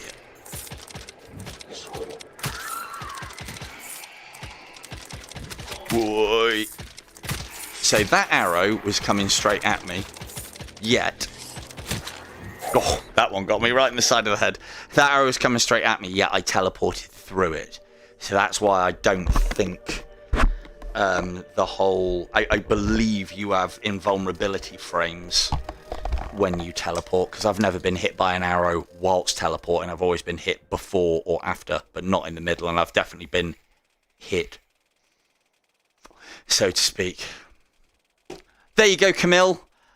A very great score of 1,000,967 to beat. Over to you, sir. Whenever you get your fucking finger out your ass. That is not the score he's trying to beat, though. I reckon I could beat him on the bow. Definitely need to put a bow run in. Right, hope you're ready for siege. It's either that or we could do some runner. What would we like for time? Any map anybody would like to see in particular on Siege? Because I would do runner, but if I'm going for runner, I'd be going for as top a score as I can get, and it's fast and frantic, but it's going to involve a hell of a lot of restart, and so I don't know. I don't know if that would be entertaining or not. Having said that, we haven't covered runner, have we? And after me, just because I'm doing a Siege of Heaven stream, and I should really do the actual scoring on my own time, because you know what will happen. Someone will say something, it'll be during one of the crucial shots, I'll miss it, capsize my score, someone will feel guilty. I don't want to put that on anyone. Ruined Bastion. Okay. To be fair, Ruined Bastion's probably my worst. Let's see, because I can do, now that I've got a feel for crossbow, I'm going to do a little bit of runner, and then we'll go back. So I've got not a bad score. Mike's had the fucking run of his life. Hello, Cam. There you go. You got your score to beat. You'll never, ever. Okay. Let me go and do a little bit of this first, Sean, and then when we get to, because this, I can do a lot of runs very quickly. When we start getting to the 2-hour mark, yeah, because we've got loads of battery left. I'll do a few runs in Paradise Lost, and I will THST. I'll do a little bit of this because one of the things that Cam actually said to me is, for somebody who likes Runner and is always banging on about Runner, I haven't actually played it during a live stream. Cam, you have 1.96 million to beat on Purist on your current crossbow score. I managed to get past Anakim 4. I totally didn't throw it and totally took it serious all the way through, and there was no experimenting done during it or anything. All those things that I just said. So let me have a quick wet of water.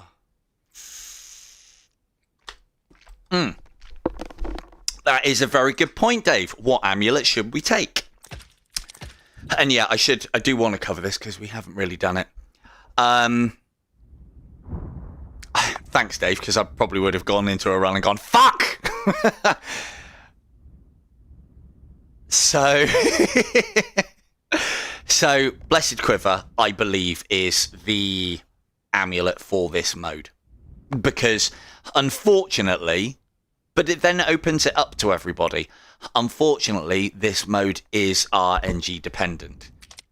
And I will tell you now, as somebody who is fairly well experienced as far as Runner is concerned, first on the bow, third on the crossbow, so silver overall, is this is RNG based.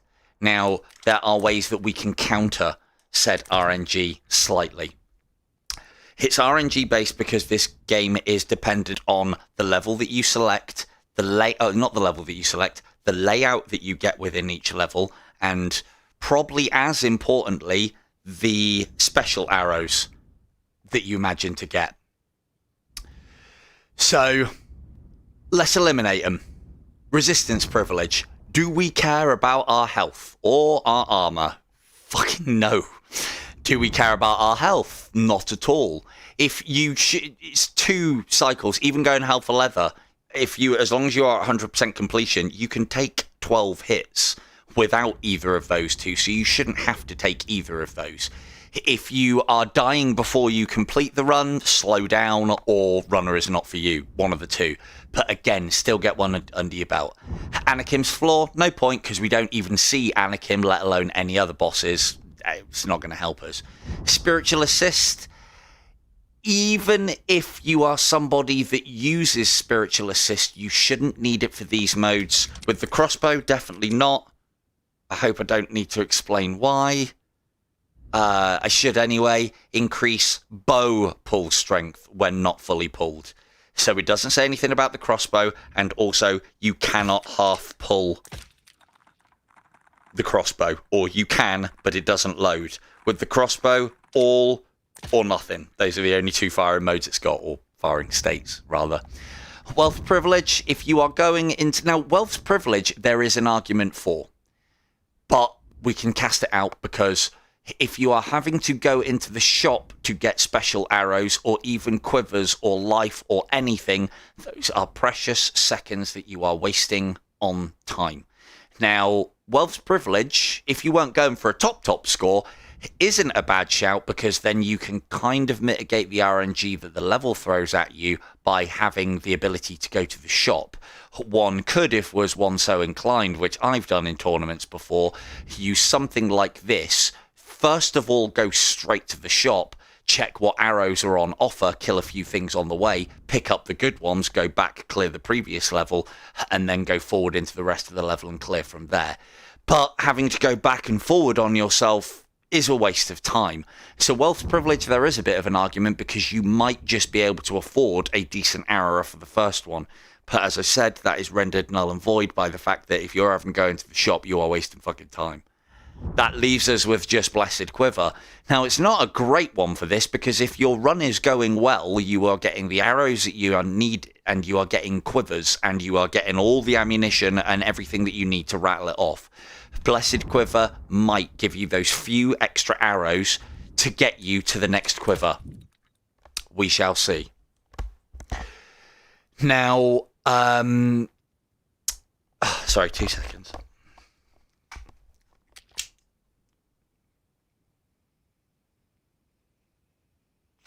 Possibly. It depends on if they adjust the numbers. I don't think they will. I think they'll keep the numbers exactly the same, but they do need to adjust the numbers because they're wrong at the moment.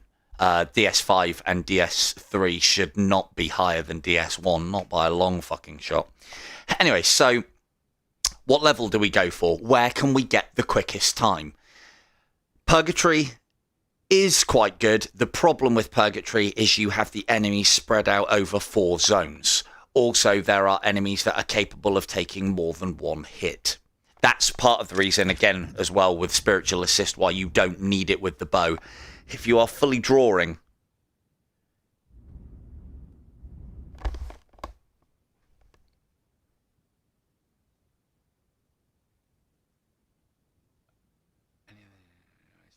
well, I can think of loads of amulets, Martin, but the thing is, I wouldn't have them as useful. I would have them as interesting. But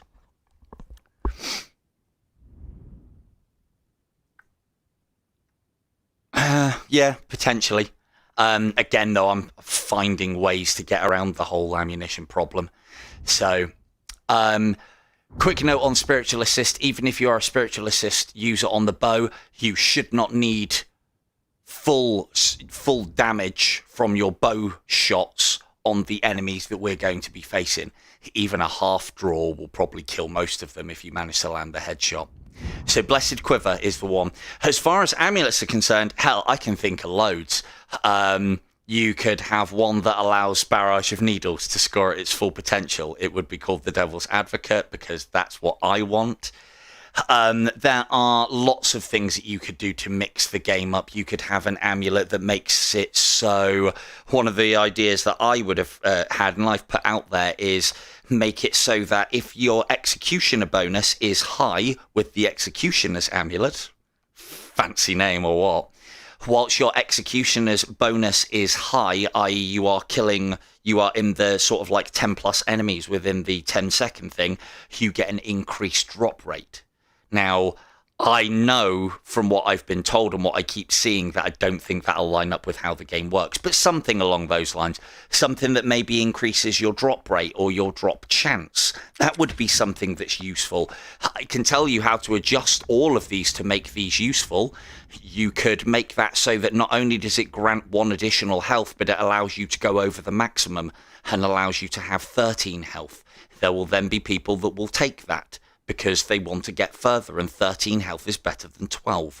Resistance privilege make it so that not only does that grant an additional holy armor, but it raises your maximum to 4. I think everybody would then take this, but at least make it so that there is a discussion about 2 or 3 amulets.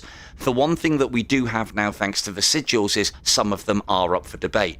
Resistance privilege and unusual fortitude are useful for the other sigils.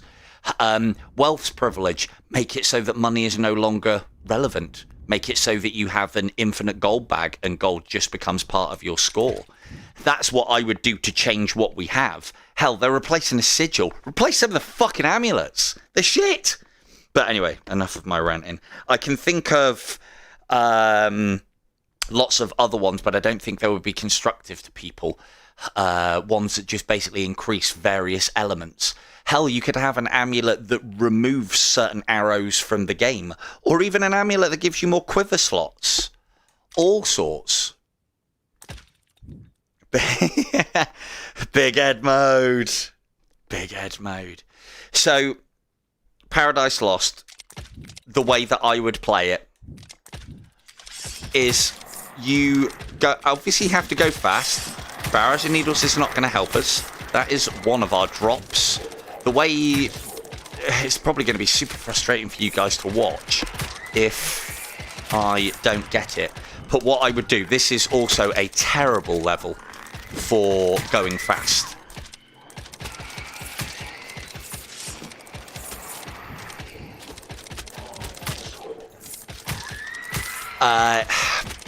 We don't want to make the game too easy, Sean. Basically, gold becomes irrelevant after pretty much the first cycle anyway. So, and I've never had a situation where I haven't had enough gold to sort myself out with everything that I need. If they somehow strangled, right, so I would stop here, I'll tell you why in a minute. If they somehow strangled the economy of the player, i.e. made it so that we didn't get as much gold, so that gold actually became a resource, I tell you another amulet that I would happily have, that I would probably take along as well. Another amulet that allows you to exchange gold, and probably quite a large sum, for a reroll of the shops. I think that would be fantastic. But that's me just trying to cater for myself and lots of resources at later stages. Now, why have I stopped and why am I going back? Because I'm after a top score, I'm not putting up with bullshit RNG. Which means that I will go into the level, have my own little set of rules.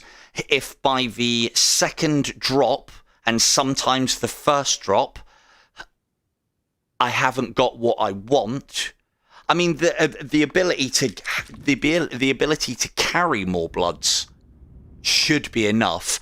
Storing more isn't a mechanic that's within the game, and I always think along the lines of what we already have. Hello, JJ. So, but it's, you know, it's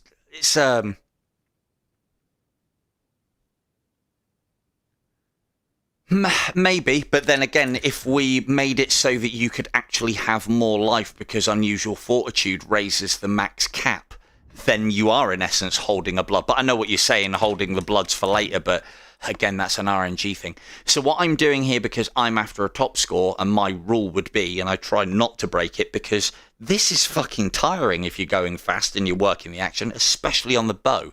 So you do have to pace yourself a little bit, or at least I find I have to if I want to try and get back to the top of the leaderboard.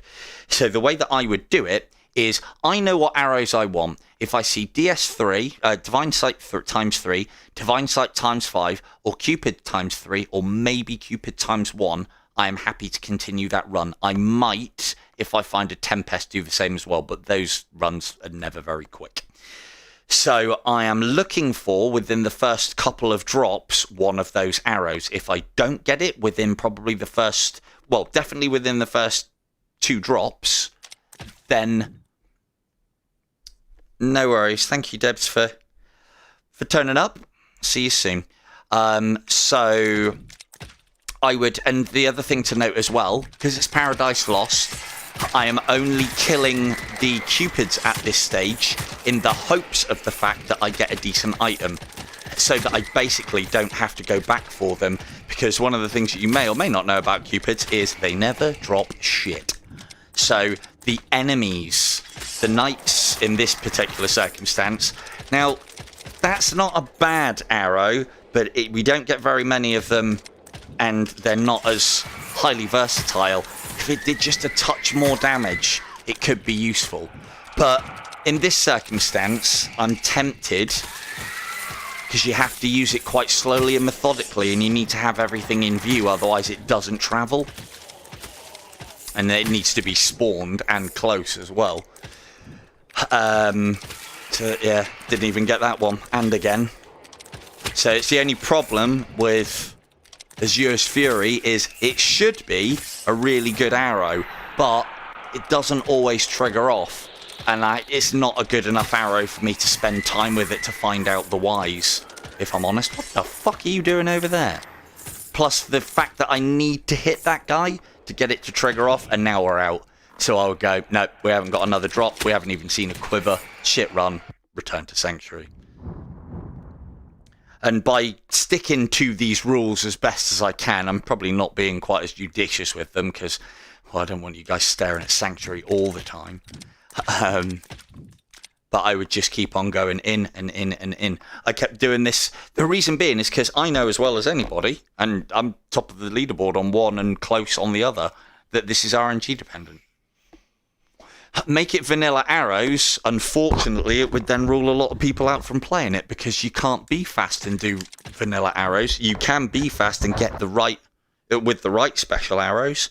But again, even then, if you don't get the right, even if you get the right special arrows, it's about getting them at the right time, having the right map. This one isn't great.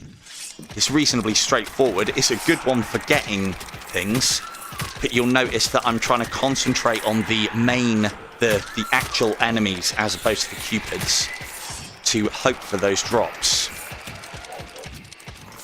I'm also trying to do lots of teleporting and moving around.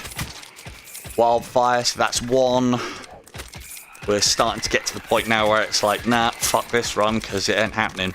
It needs to really be first drop. If the first drop was something good, then you'll hear me go awful quiet.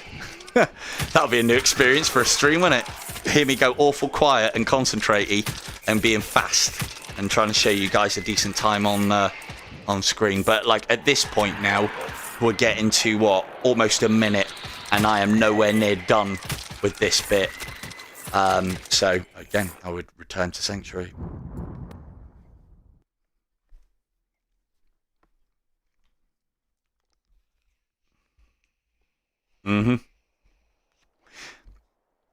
So that is a very good point, JJ.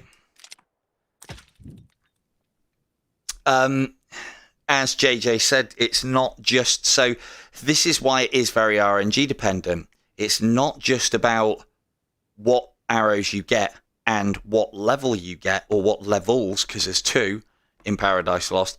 It's also about what enemy set you get, because if you notice then it was White Knights, Banshees, and different coloured monks.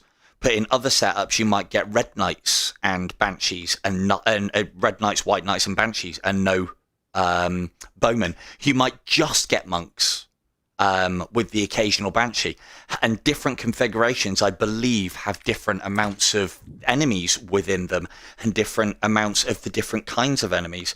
We want ones ideally where everything dies in one hit and there's a lot of cupids, but this isn't a great level because even if we get the good stuff as far as arrows is concerned, we need open air to be able to make use of those arrows. And as JJ said, you can get the best fucking arrows going, but you've still got to A, perform with them, which is down to you, hope that you get the right enemies and the right sort of configurations, again, RNG, get out of my way, and on top of that as well, you've then got to hope that you get the ammunition to carry you through with these crutch special arrows. The only problem with Tempest for this, anybody tell me what the problem for Tempest is?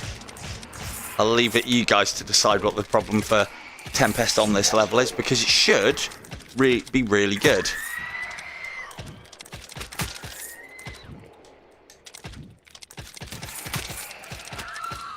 But why am I not using it a lot?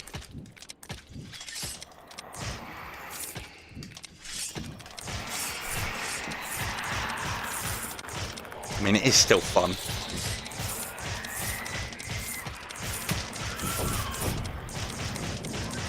Anyone know the reason why I'm not using Tempests? You got it.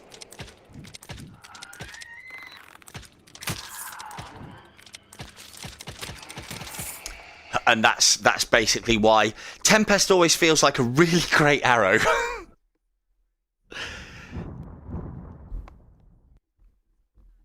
Yeah, It's that staff and the fact that the reason why they do that as well, I think, is because the staff is the furthest part in front of them. It's the thing that takes the hit before the actual enemy does. It's programmed to do so as well. They're magic users, for Christ's sake. They should have some sort of defense against you. Hell, the amount of times that they've fucking done their spinny thing and blocked a headshot. Well, I think everyone remembers, or I probably remember this stream where I fucking, all 5 of my DS5 shots all buried themselves in the staff of a fucking Banshee. It was great. Absolutely glorious. Right, a little bit more of this, because I don't know how entertaining this is, but hopefully some of the bits and pieces and tips and tricks that I've picked up. As I said, you don't have to do this, but this is how you get a good score. Now, this is a much better level, because if I can get an early one, this one is nice and airy and open. Need to get all of this stuff down here. Again, I'm killing the big enemies first. Pestilence! Great fucking arrow. I'm killing the big enemies first and waiting for the weapon drops. Because, as I said, Cupid's... Oh, there's something. Right, okay, maybe. Might be a little late. Now, you'll note a lot of the arrows that I'm firing are going upwards. And the reason being... Trying to feather my ammunition out a little bit here. The reason being I'm firing them upwards is because they're more likely to come back down again and cause a headshot. Now, one of the only problems about DS... I shouldn't take that really, but it might be useful.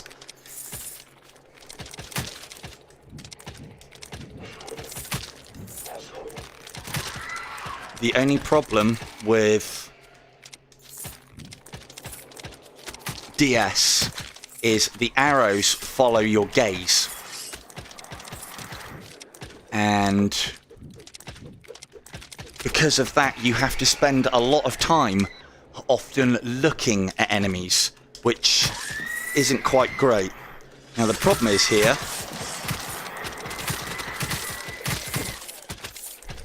Oh, there's one behind me.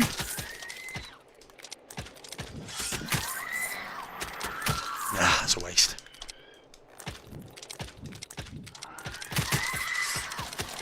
No, this is the one, gents. I'm telling you now. You want a good score, you do it here.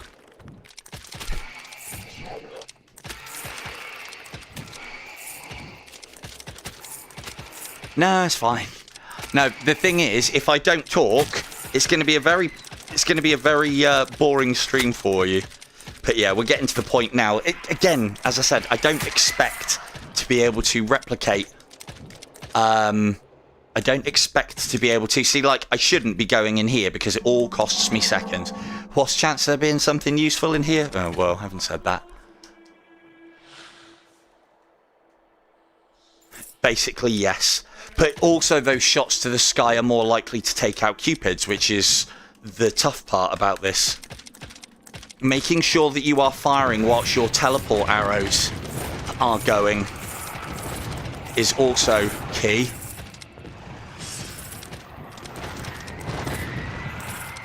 The bow score that I got had very little to do with... Oh, that's a lot of enemies. Lovely, lovely. The bow skill that I got had nothing to do with, or not as much to do with DS as you would think. My bow score was basically... Oh, no, I got rid of them. Oh well, might have enough. We'll see. Now, have I done enough? Has my pathing been good enough?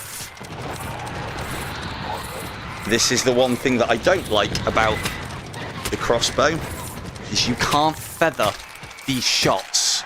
And because you can't feather them, now we don't need to worry about the orphan. The orphan does not count towards the kills. Because we can't feather our shots, we can't control them as well, which is why I think I could probably get a faster time on the bow than I can with the crossbow if I really put my mind to it. Are we going to have enough here? Yeah, but this is why I do it the way that I do it. haven't done quite so well as I thought there. How many have we got left? No, haven't done as well. I didn't get my route in right. But again, a lot of that is down to because I'm running out. Basically, in an ideal world, what's that, 4 minutes? I could go back and get them, but I'm not going to bother. There's at least 13 enemies out there. So as fast as that was, it wasn't precise enough on my pathing. There's probably quite a lot out here. Well, I think the reason, as I said, the reason being is because with the crossbow, oh, they're all here. But again, run out of the right arrows. Yeah, I've run out of the right arrows, basically. Oh, there it was. Wasn't that far off. 5 minutes, that's not bad. Again, if I'd actually played it and stopped talking. But if you ever get to that point where you are out of the special arrows, it's kind of over. There was a point there where I didn't have any special arrows and I was using hail of arrows. That was just a band-aid to try and get me to the next quiver, which it did. But during that time, I am missing... I'm just basically sacrificing time. As JJ will have seen there, if I was throwing DS and Cupids out then, they would have been killing those enemies that were out on the skyline that were my last few to kill. And I could have had a good score. You false economy piece of shit arrow.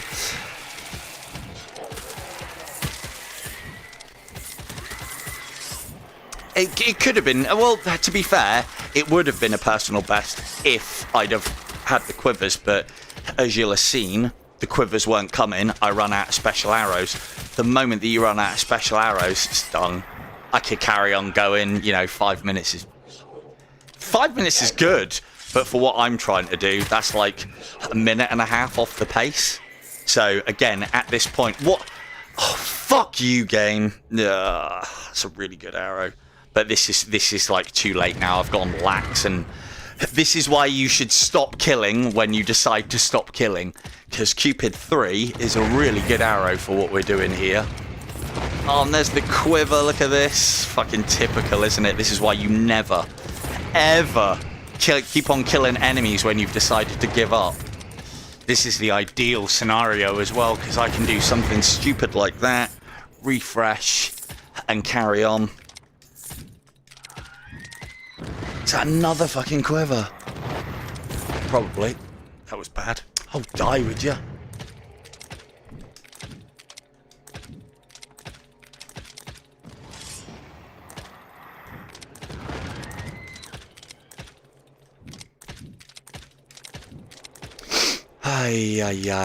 Now, unless, this isn't going to be that good, but that's what you want to do.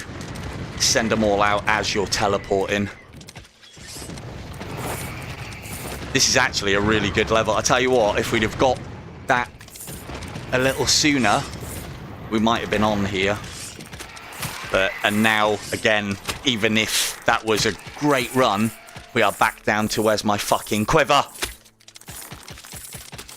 So another quiver at that situation, and I probably could have had a decent time. Probably would have been sub 4.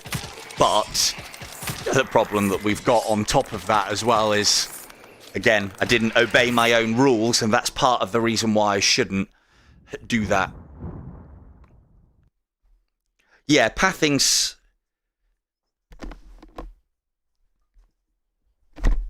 Yeah, and then that's where your DS and your Cupid comes into play. The part of the reason why I have these rules as well, because, I know this isn't probably going to be relevant, but I'll explain it anyway. It might not be relevant to a lot of you, but when you are doing run after run after run after run, it does become exhausting. So if you don't have a stop point, you'll keep on doing full runs. This is mainly down to the bow. I use the crossbow to have a breather, if I'm honest. But you're then doing run after run after run after run. And, as you get tired, your performance drops, and then it's just diminishing returns from there. So, I've probably got 5 good runs in the bow at me on a good day, and then maybe a few later on. If I keep it short, I can do a lot more with the bow over a lot longer period of time. But yeah, this is what it's like when you're trying to chase down these top scores. It's fucking harsh. So I'll have a couple more of this. But yeah, so therein lies part of the problem as well, is if you get to that point where it's like, I should really stop playing now, then you see and you start slowing down because of it, then you see the arrow that you need, and all of a sudden it's like, oh, I could be on for a good time here. You're then spending time and arm power, I suppose, trying to pursue... Sorry, Cam, you'll have to repeat that. I'm in the middle. You'd have to then, waste all that arm strength. Like, that's... we're 40 seconds in and we haven't even seen the first drop. Goodbye. Sorry, what was that, Cam?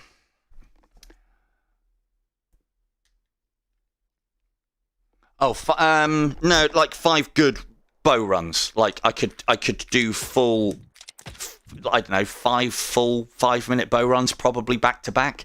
I'd be fucking knackered afterwards, and I'd probably end up fucking injuring myself if I do that over a few days or a couple of times in a day, because it's pretty fucking intense.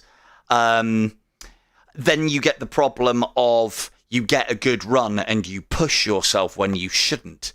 Yeah, you can ask Beanie all about that. He's fucking broken himself, and most of the top have broken themselves on this fucking game. Well, I'd love to see what this would be like if it was vanilla arrows and each of the different levels. Because then I can like, because it's not RNG dependent, I can give you, it still would be, I guess, but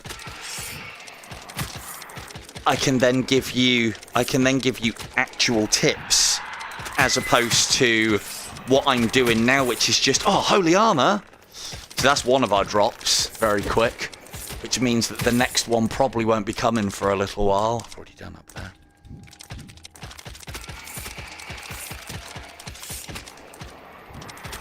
Yeah, exactly. But then, runner isn't getting the play. Yeah, fuck you. I would probably consider that a drop of the 2 within my rule. So I'd bin that off, but that was a decent first level for it as well. I've also tried in the first section leaving the cupids and just going for the main enemies, but the problem with that is you then get the arrow you need, then you have to return to go and get those cupids, so you've got to get them at the same time. I don't know how hard and fast a rule that is. I really don't. I just do need to put some time in on that. All that is something that I need to test, maybe if we've got a little bit of time after a couple of runs on Siege. I found out something quite interesting about the pit. Hail of arrows, you bastard. This isn't a good arrow. It upped my fire rate, but that's all it does. It's still not doing kills for me in background. Curse, I don't even... Ooh, that's better. Is that quick enough? 30 seconds? Probably not. The whole point of the arrows that we're going for are ones that do work without us having to do much. Now, why is... there's more than one explosive arrow in this game. Why is Cupid the one that I would pick? Well, first off, it's homing. Secondly, its explosions do not slow the game down, whereas that other arrow's explosions do. That other arrow being... Excuse me. Oh, we're out. Don't even need to change them. Now, if I don't find a quiver within a few seconds now, it is probably not much point of me carrying on. But I would go through... Oh, fuck you. I'd go through this bit anyway. There's definitely a Banshee down there, but she's gone. Oh, I thought that was a quiver then. So yeah, I didn't get the quiver. So that one is a no-go. And again, what I found is if you don't do this and be quite harsh on the game with what you consider a good run and what you don't, then you end up pursuing every run that you can, and you get knackered before you can put enough runs in to get the luck that you need to play it well. Right, let's have what we like. 53%. I reckon we can go get some siege done then. A little run on siege, shall we? Bear in mind though, I've got lots of excuses lined up. Excuses like, oh, I've just been playing the crossbow, I won't be able to aim with the bow. And other such reasonings. So... Ruined Bastion, I believe Sean wanted to see. Yeah, I shouldn't really do that on a live stream because I'd expect to score well out of that and it's highly stressful. So,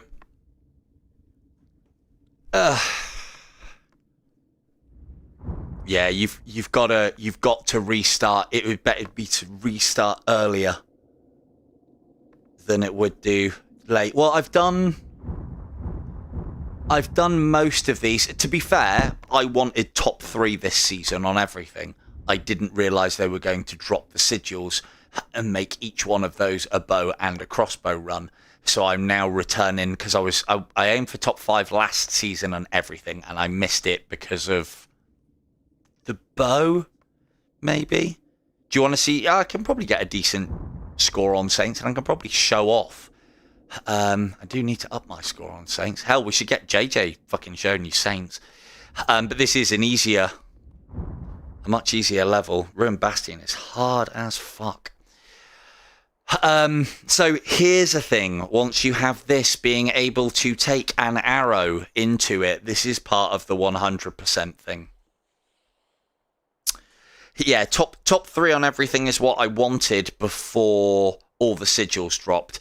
Now with as many leaderboards as there is and as much work to do for like leaderboard legend points and everything, I'd be happy with top 10. Oh no, on everything. But well, I can get top 3 on Siege of Heaven. I just got to put as much time into it, or I think I can anyway. I need to put as much time into it as I would put into a crossbow run or a bow run, because there's a lot of levels and it's like almost a different muscle memory for everything that you do. But let's try and get a decent score here. I think the best I've scored on a actual video is probably about 2.2 mil.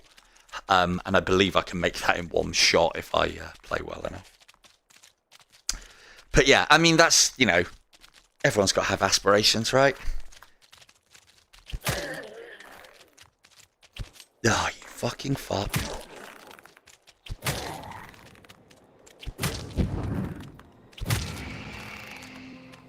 Yes, folks, that was a headshot. So that headshot on the Cupid, again, this is the top of the game side of things, is what gets me this. I make a point of stocking these as soon as I get them to keep them out of my fucking way.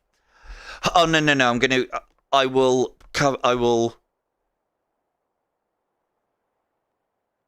Yeah, you and me both. I will continue on the 0% thing because I think a lot of people want to see that, and I haven't said that I was going to do that.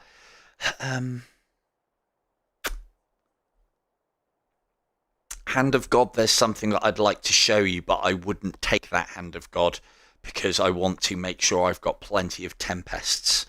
So if the 0% is all about building up from 0%, this is going to be for your intermediates to advanced on this, of some things that you can do to up your score and such. Like, here's an opportunity. If I can nail him, that wasn't supposed to be a headshot, but then at least hit that guy, that's 4k there. Now, that's not a lot of points at this early stage, and I'm not going to be able to get things within combo. But what it will do is it'll give me enough gold to keep my economy going. Now, I could try and make that spicy shot, but I haven't got enough time to get across.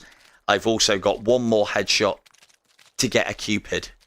Hang on, is that the headshot? Is that the headshot achievement board you're talking about for Siege of Heaven? If so, it is... I'll wait on this one. Can't get that one. Ah, you fucker. Ah, terrible. 2 headshots. So next headshot is definitely an awesome... Cupid. These first waves, obviously, if you can get a good score... I'm not getting a good score. I'll probably restart, but I'm going to carry on anyway. These first few waves, if you can get a good score, it keeps your economy going throughout the entire thing. Yeah, Headshots leaderboard is a good shout. I think Beanie's top of that at the moment. So, but you can also get headshots out of Cupids. That's how you'll get the highest score on that, because you can wait and just use that. Again, the way you play the different leaderboards is different to how you actually play the main game. If I was a person who wanted to get headshots on everything, I'd just buy Hands of Gods, not worry about dropping shots and combo, setting up Hands of Gods here and just headshotting everything. It would be reasonably easy, but you've then got to do that across 7 maps. No thank you. Tempest, lovely bit of RNG. Fucking arrow, hateful bit of RNG. That's one of the good 4 times. The one that we want is the one at the back.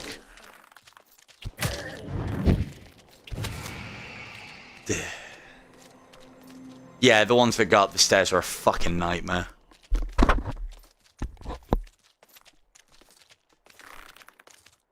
Oh, that was terrible. But again, I'm on my little perch. I'm waiting for everything to get to a close distance before I take my shots. I'm not taking silly shots at silly distances. Now, here's a choice. Yes, we're definitely having that because we need that.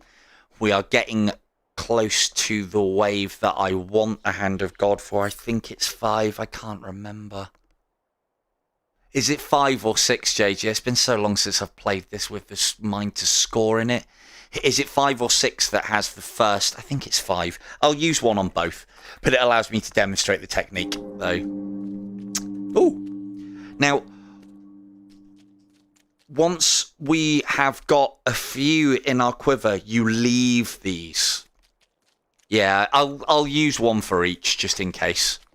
I'm pretty sure it's 6, but I'll leave one for both, just so I can demonstrate the technique. Because, if we can hit something else before we hit the orphan, you'll double the point. I think it's double the points that you get out of it. But we want this at a decent range. It depends on which way she's going to go. I think she's going to go all the way across. Yes, she is. She doesn't go up the stairs. Could get them both there with the one shot, but I don't think it's worth it. So what we're going to do is we're going to let her run across. Wasn't really my intention. I'm going to let her go across enough whilst I'm in combo. And then get her there, because it's then a gap shot and part of a combo. Didn't get the headshot for it though, which is a bit shit.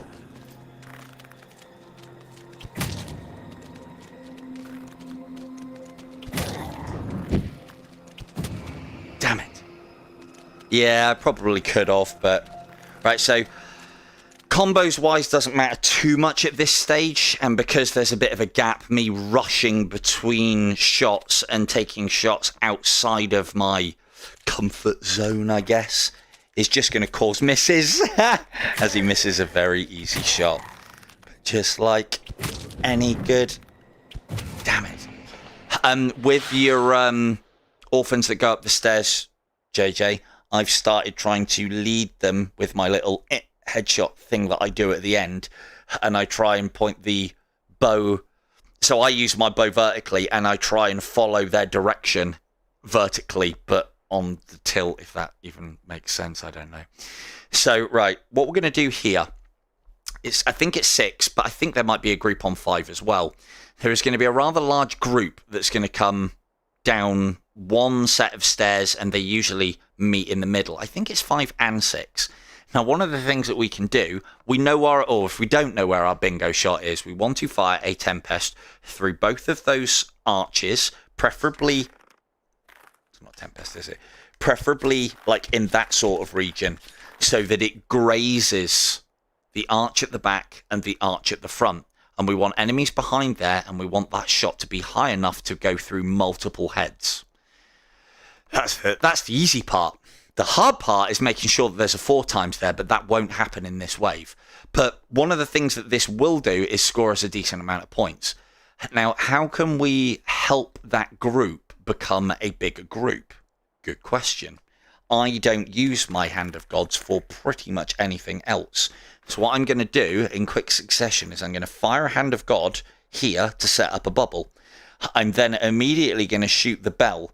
By doing that, it means that this shot won't ruin my perfect. Hey, Fee. And no, not after party. My Purist run died, so.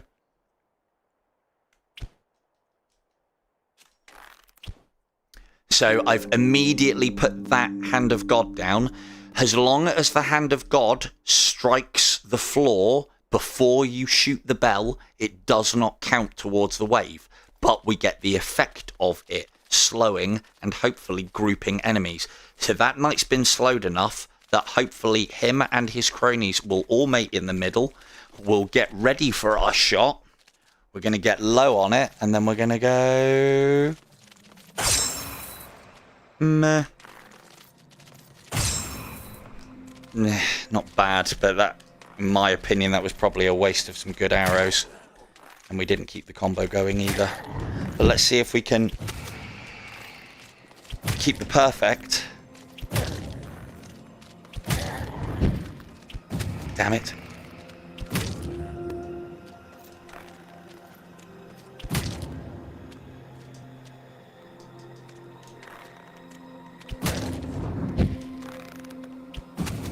Lovely. Cheers, Cam. Now, we didn't score too badly out of that. Now, the rule that I've given you about buying the 3s is more a you thing than it's a me thing, because I'm quite happy about the fact that regardless of how many Tempests I buy, I'm always going to have more than enough gold. If I squander it on 1 times, then probably not. But because I know the shots to hit and I can hit those shots, having these important arrows is quite good. And as I said, I haven't said don't get the 2 times. I've said always get the 3 times. And, you know, take stock of your gold situation before you start picking up 2 times, especially if you don't really need them. Because it's all multiplying everything for later on down the track. But if we're scoring well, doesn't matter. And yeah, cheers, Cam. Was it Cam who's got off the bed? I can't remember if I said yes or no. No, it was Cam. Cool. Right.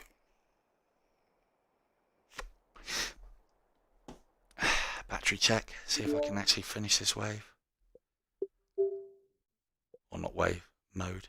Probably. Same again.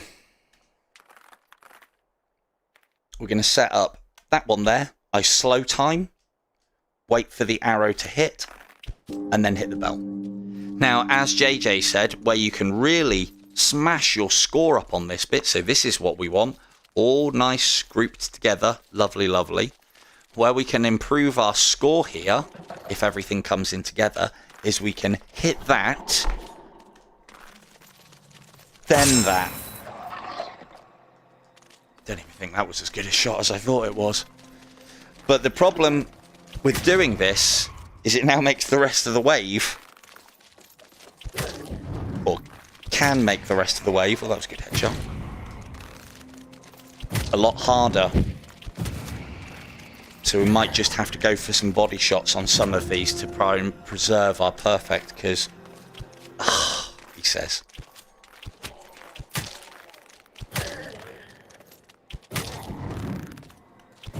Oh, come on. Guys, I was playing the crossbow. Can't hit my shots. Oh, lovely RNG though. So this is another problem with this mode. Hitting the... Even if you are the most consistent headshot of Cupid heads this game has ever seen, this could still all be fucking incursions and cataclysms, and that does not help anybody. So in this situation, yes, I've got a lot of gold. I still wouldn't take those. JJ would. JJ likes these because he's a fucking barbarian.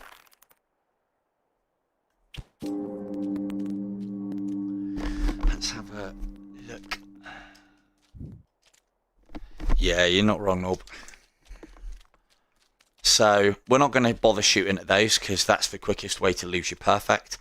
Even using a Tempest on those is not worth it. You should also bear in mind that, and I think JJ did a spreadsheet on this, and I think I'm right in saying, as long as you are in combo, then the points that you score on things after that are doubled because you're within combo. After you are in combo, it then is diminishing returns, but it's still worth obviously trying to have a huge combo. Now, that's not a shot that we're going to concern ourselves with because that would be a waste of a Tempest because, well, even if we were in combo, it wouldn't be worth that many points. Oh, you little shit. Oh, I'd love to hit that. Oh, I'd love to hit the little bastard. Got ya! Right. Again, more luck than judgment, that. Again, doesn't matter too much on this wave. I do need to be farming Cupids more than anything else. Oh, shit. I also want to be trying to avoid hitting the skulls and killing groups of enemies because I want the headshots out of them so I can spawn Cupids, so I can get more incursions and cataclysms. Bish, got ya. Yeah, you're not a vertical guy though, JJ, so I don't think that'll help you. RNG's kind of on our side here. We've got the Hand of Gods as well. Now, it's at this point that I forget when I want to be using Hands of Gods. But again, if you've been through a few times, there are ways that you can manipulate the spawns so that they clump up a little bit more, which makes those bingo shots even better. But the problem is you need to be making those bingo shots whilst there's a 4 times there. I think it's wave 13 that's the biggie on this. It's been so long. But again, at this point, as you'll see with a lot, I haven't really missed any opportunities yet. It's still about building arrows. This could be an opportunity, but it depends on which way she goes. I told you guys about a double gap shot somewhere around there. If she goes for it, I might be able to get her. Feather. This is where you learn to do the slow time. Feathering it to get enemies where you want before you are ready to take the shot. And part of the reason why I was feathering it there is in an attempt to try and preserve... No, she's going long. To preserve my combo start so that I can keep the combo going. Oh, you bastard thing. Gonna miss that orphan at this rate. I've done that before. Fuck you. Ah, dear. You can tell I'm out of practice. At the top end, anyway.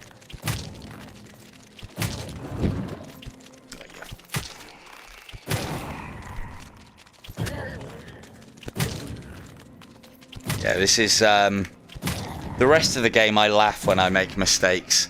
This is where I come if I ever want to play Silver Tongue Devil's Swear Simulator. In VR. Have I got enough for both? No, decisions. So I don't really need Hand of Gods. This is one of the advantages I kind of have in this mode and why I can put decent scores in, because I know a lot of people rely on Hand of Gods and incursions. I do in some modes, but not this one. Oh look, incursion, cataclysm, incursion. Oh, lovely. So good arrows. I always make a point of putting my arrows in the same places. Find an order of march on your arrows and stick to it. So you might want to copy me, I don't know. I don't really use cataclysms unless it's a fucking emergency for some reason. I don't really use incursions because gumming up that just ruins combos for me. I wish I could put that here where it goes with my Blessed Quiver, but you can't change your Blessed Quiver, and I'm ingrained in this style of play now. So I put my Hand of God here, because I used to play this way before Blessed Quiver became a thing where Hand of God goes to live. Hand of God here, Tempest there. And keep that order of march at all times. You can replace bunches of arrows with a single arrow if you put them in the wrong fucking place. I have done it many times. So, and it's part of the reason why I originally developed massive amounts of slow time on this. I decided that I wasn't, when I first started playing Siege of Heaven, that I was going to be the guy that didn't use slow time in Siege of Heaven. And it worked so far, but the most frustrating part about not using slow time in Siege of Heaven was trying to quickly select arrows and it leaving them on and me wasting so many shots and so many arrows. So I became a slow time guy in Siege of Heaven because I wanted to make sure that I was getting the right fucking arrow. So what does that say about my precision as far as selection is concerned? Now, there is the argument... Oh, how many have I got? Wasn't counting. Let's pretend. Oh, you bastard. Didn't know. I would have played that differently if I'd have been keeping track. Now, no, I'm trying. Oh, you shit, man. I was trying to not kill the groups of enemies. Is he gone?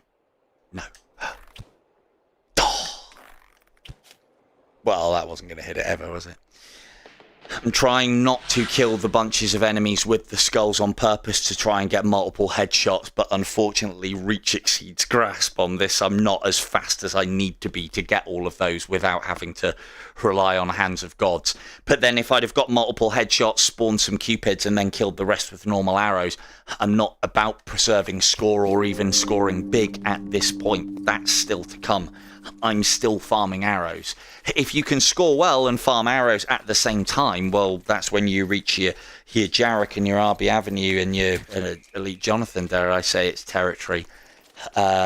Knowing when to start scoring and stop farming is key if you view those as separate. When I'm at the height of my game, I don't. I'm always scoring well, or trying to. How many have I got? That's good. That's what I was trying to do last time. There we go. Ah, yeah. Siege of Heaven, you fucking harsh mistress. Make one of the hardest shots in the game to fucking make, and then can't land a fucking simple headshot.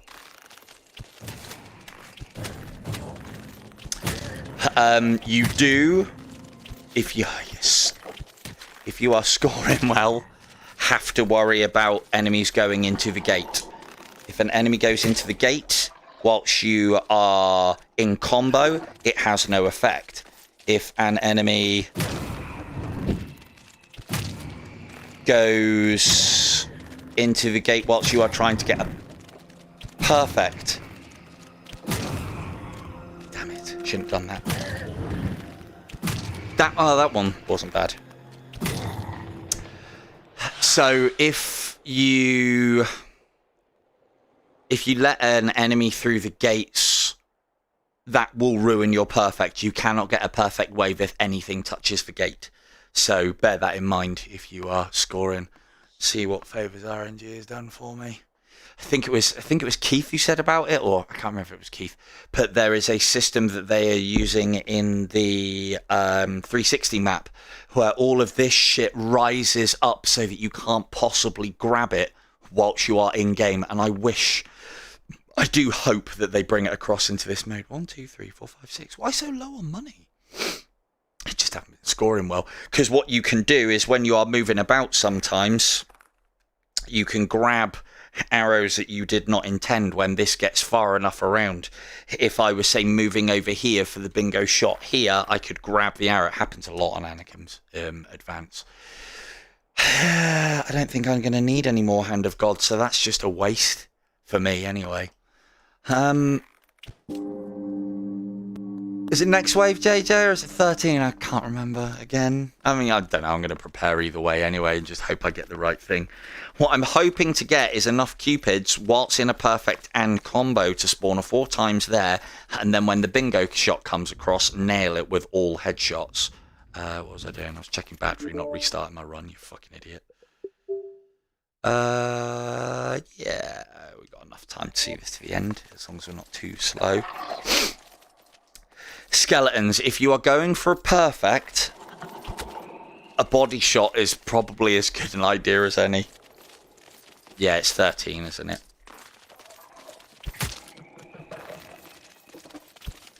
And that's why you don't go for headshots on fucking skeletons! If that had been 12 or 13, you would not have found me taking that shot. Bad timing. Bad timing, bad timing, bad. Ooh.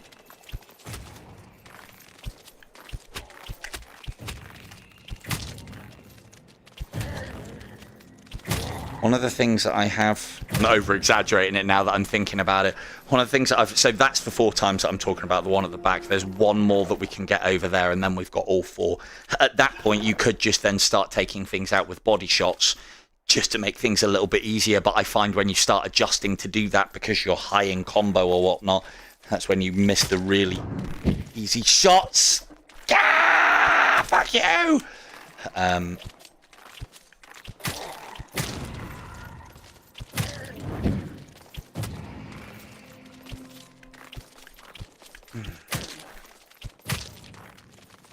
Yeah, but you and me both. Damn it. Definitely getting better at those. So that's not a bad scoring shot, but 1 Tempest for that is... Even if we were quite deep into combo, it could be the difference of maybe a 50,000, but... Damn it. It's too far away. There's the unfortunality of this mode is there is not a place that I can kill the last enemy to make the Cupid come across my view. That's still an RNG thing, which is annoying. Come on. Might as well suck you. I do find the closer to the gate, yeah, he says, the closer to the gate they are, the more chance I have of nailing them for the good shot.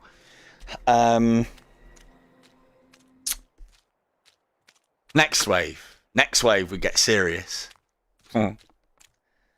So what that will mean then is my style of play should change a little bit, where I will become conscious of having a good combo, preserving my perfect, hoping for the 4 times is at the back there.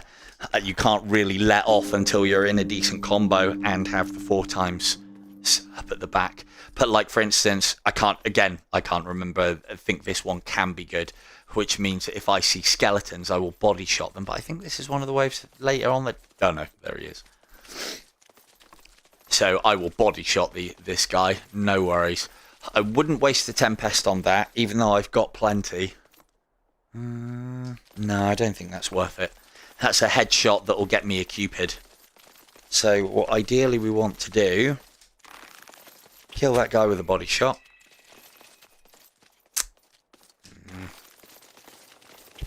Head. I'm going to have to get at least 1 skeleton. Maybe 2. Oh, you fucking...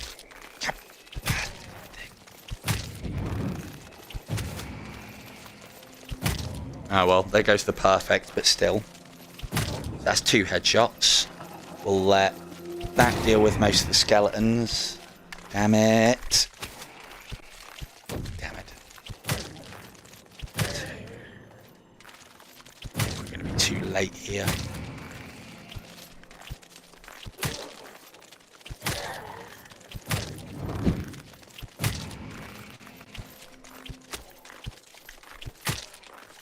Yeah.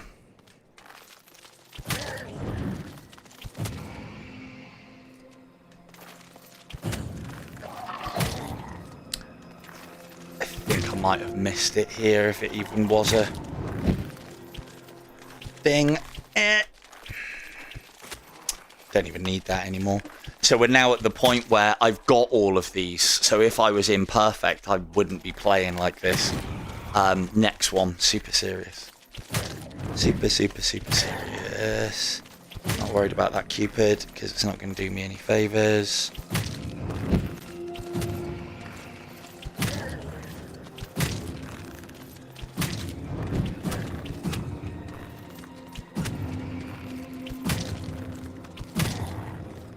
Oh, starting to feel it. Damn it, had to say it, didn't I? Ah, Siege of Heaven, you beautiful bastard.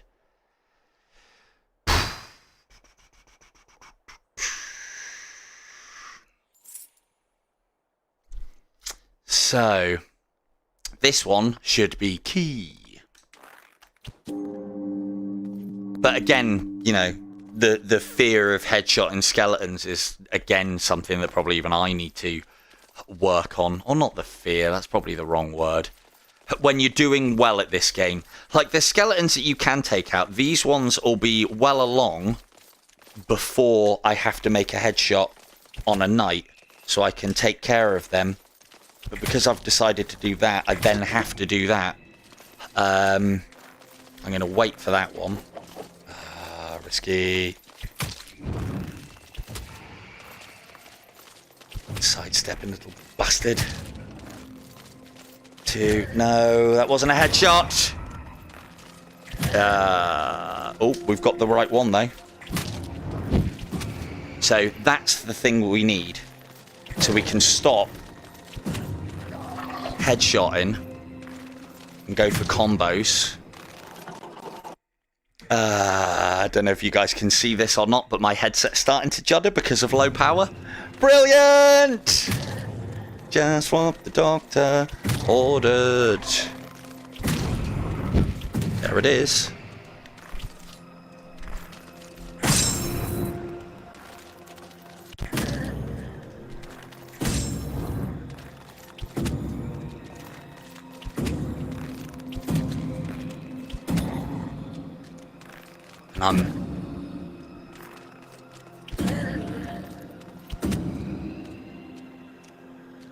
And I've got a decent combo, but hitting him for one shot and risking it is not worth it. There you go. 1,000,000 point wave. Not bad.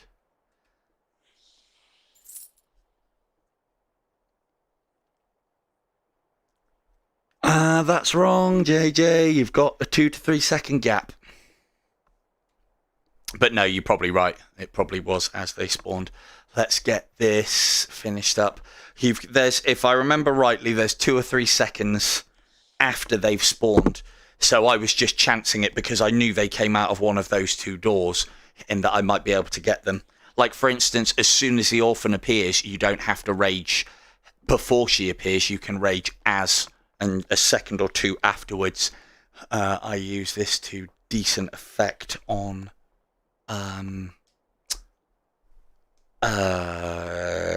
Nefarious Invasion to try and triplicate the orphan and then some. So how much have we got? So this is another reason why I don't like playing Siege on a live stream. And I'm not making excuses here, but I kind of am. You guys might not be able to see it, but because I'm getting on low battery, I'm starting to stutter and skip now.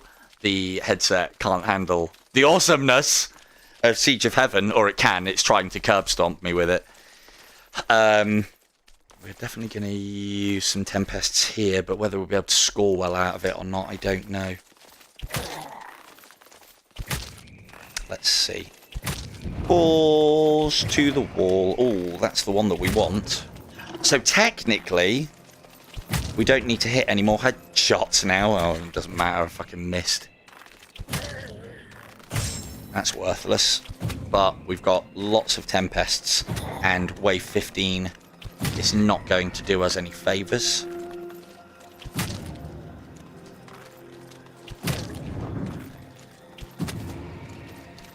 I don't think I'm going to be able to replicate my best here. Now, if I can...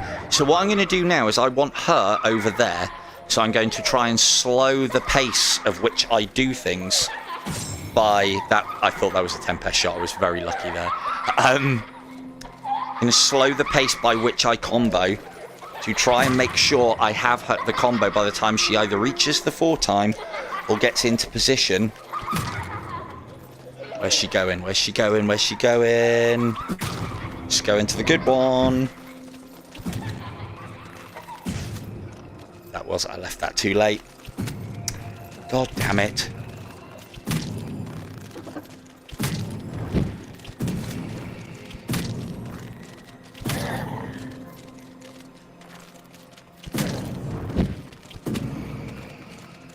Probably wasn't far enough over either.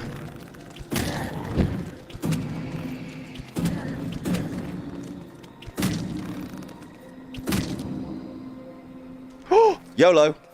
Boom. Damn it.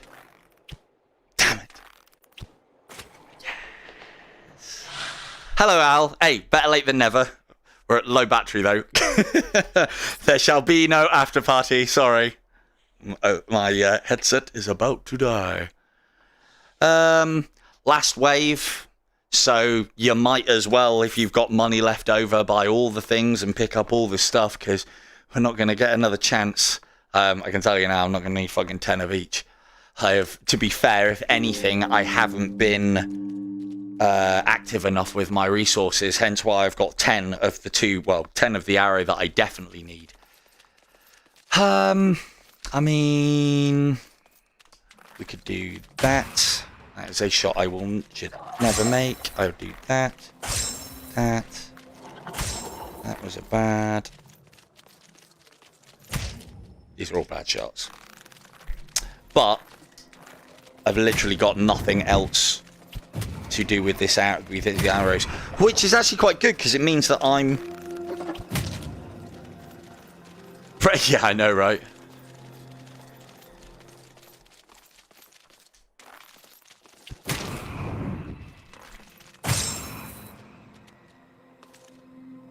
Oh, that's it. I didn't move across, did I? You gonna go in the zone? No, probably not. Should have waited on that one. Yeah, Black Knights were rubbish. Shouldn't take that shot, but it doesn't matter now. We're almost done.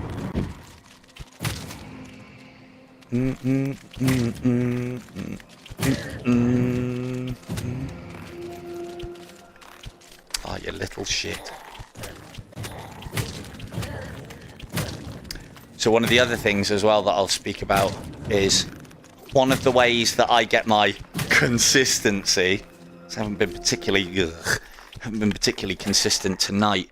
Is by fast drawing, because one of the problems that this game has. Should we have a survivor? Just wait there. One of the problems that this game has. Actually, I've changed my mind. You die. Because we've already had survivors, they'll be able to spread the legend of that fucking guy in the tower shooting everyone in the face. All we wanted to do was have a look and see what's in there. Fast drawing to stop the tracking having its spazzy moments, its moments.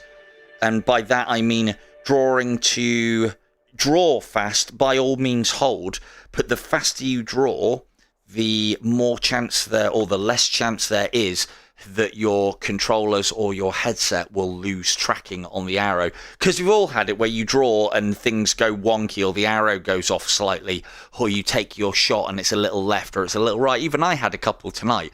I find that when that happens is usually when you draw slowly.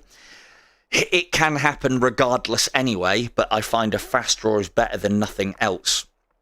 The other thing that you can do as well is if you draw and you are using copious amounts of slow time, you will know when the arrow hasn't drawn correctly. So all you do is whilst holding the trigger, you let the arrow go back to rest and redraw again.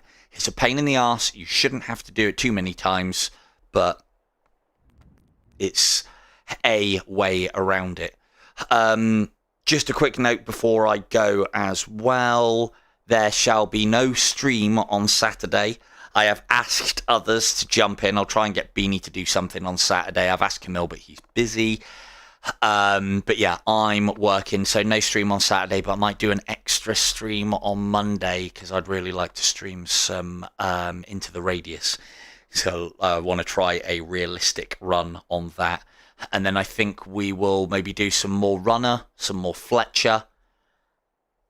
And yeah, cameras on the controllers could help. We shall see. It should do. But again, has this game been built in mind with that, and can it take advantage of it? We shall see. So anyway, on that bombshell, thank you all very much for watching. All appreciated that you put up with me failing at Purist and having a quick bash at Siege. But hopefully there's something to take away there from the more advanced, because I haven't practiced this enough. But that's something I'll be changing over the next few days. So yeah, thanks very much, everyone. See you in the next one. Good night.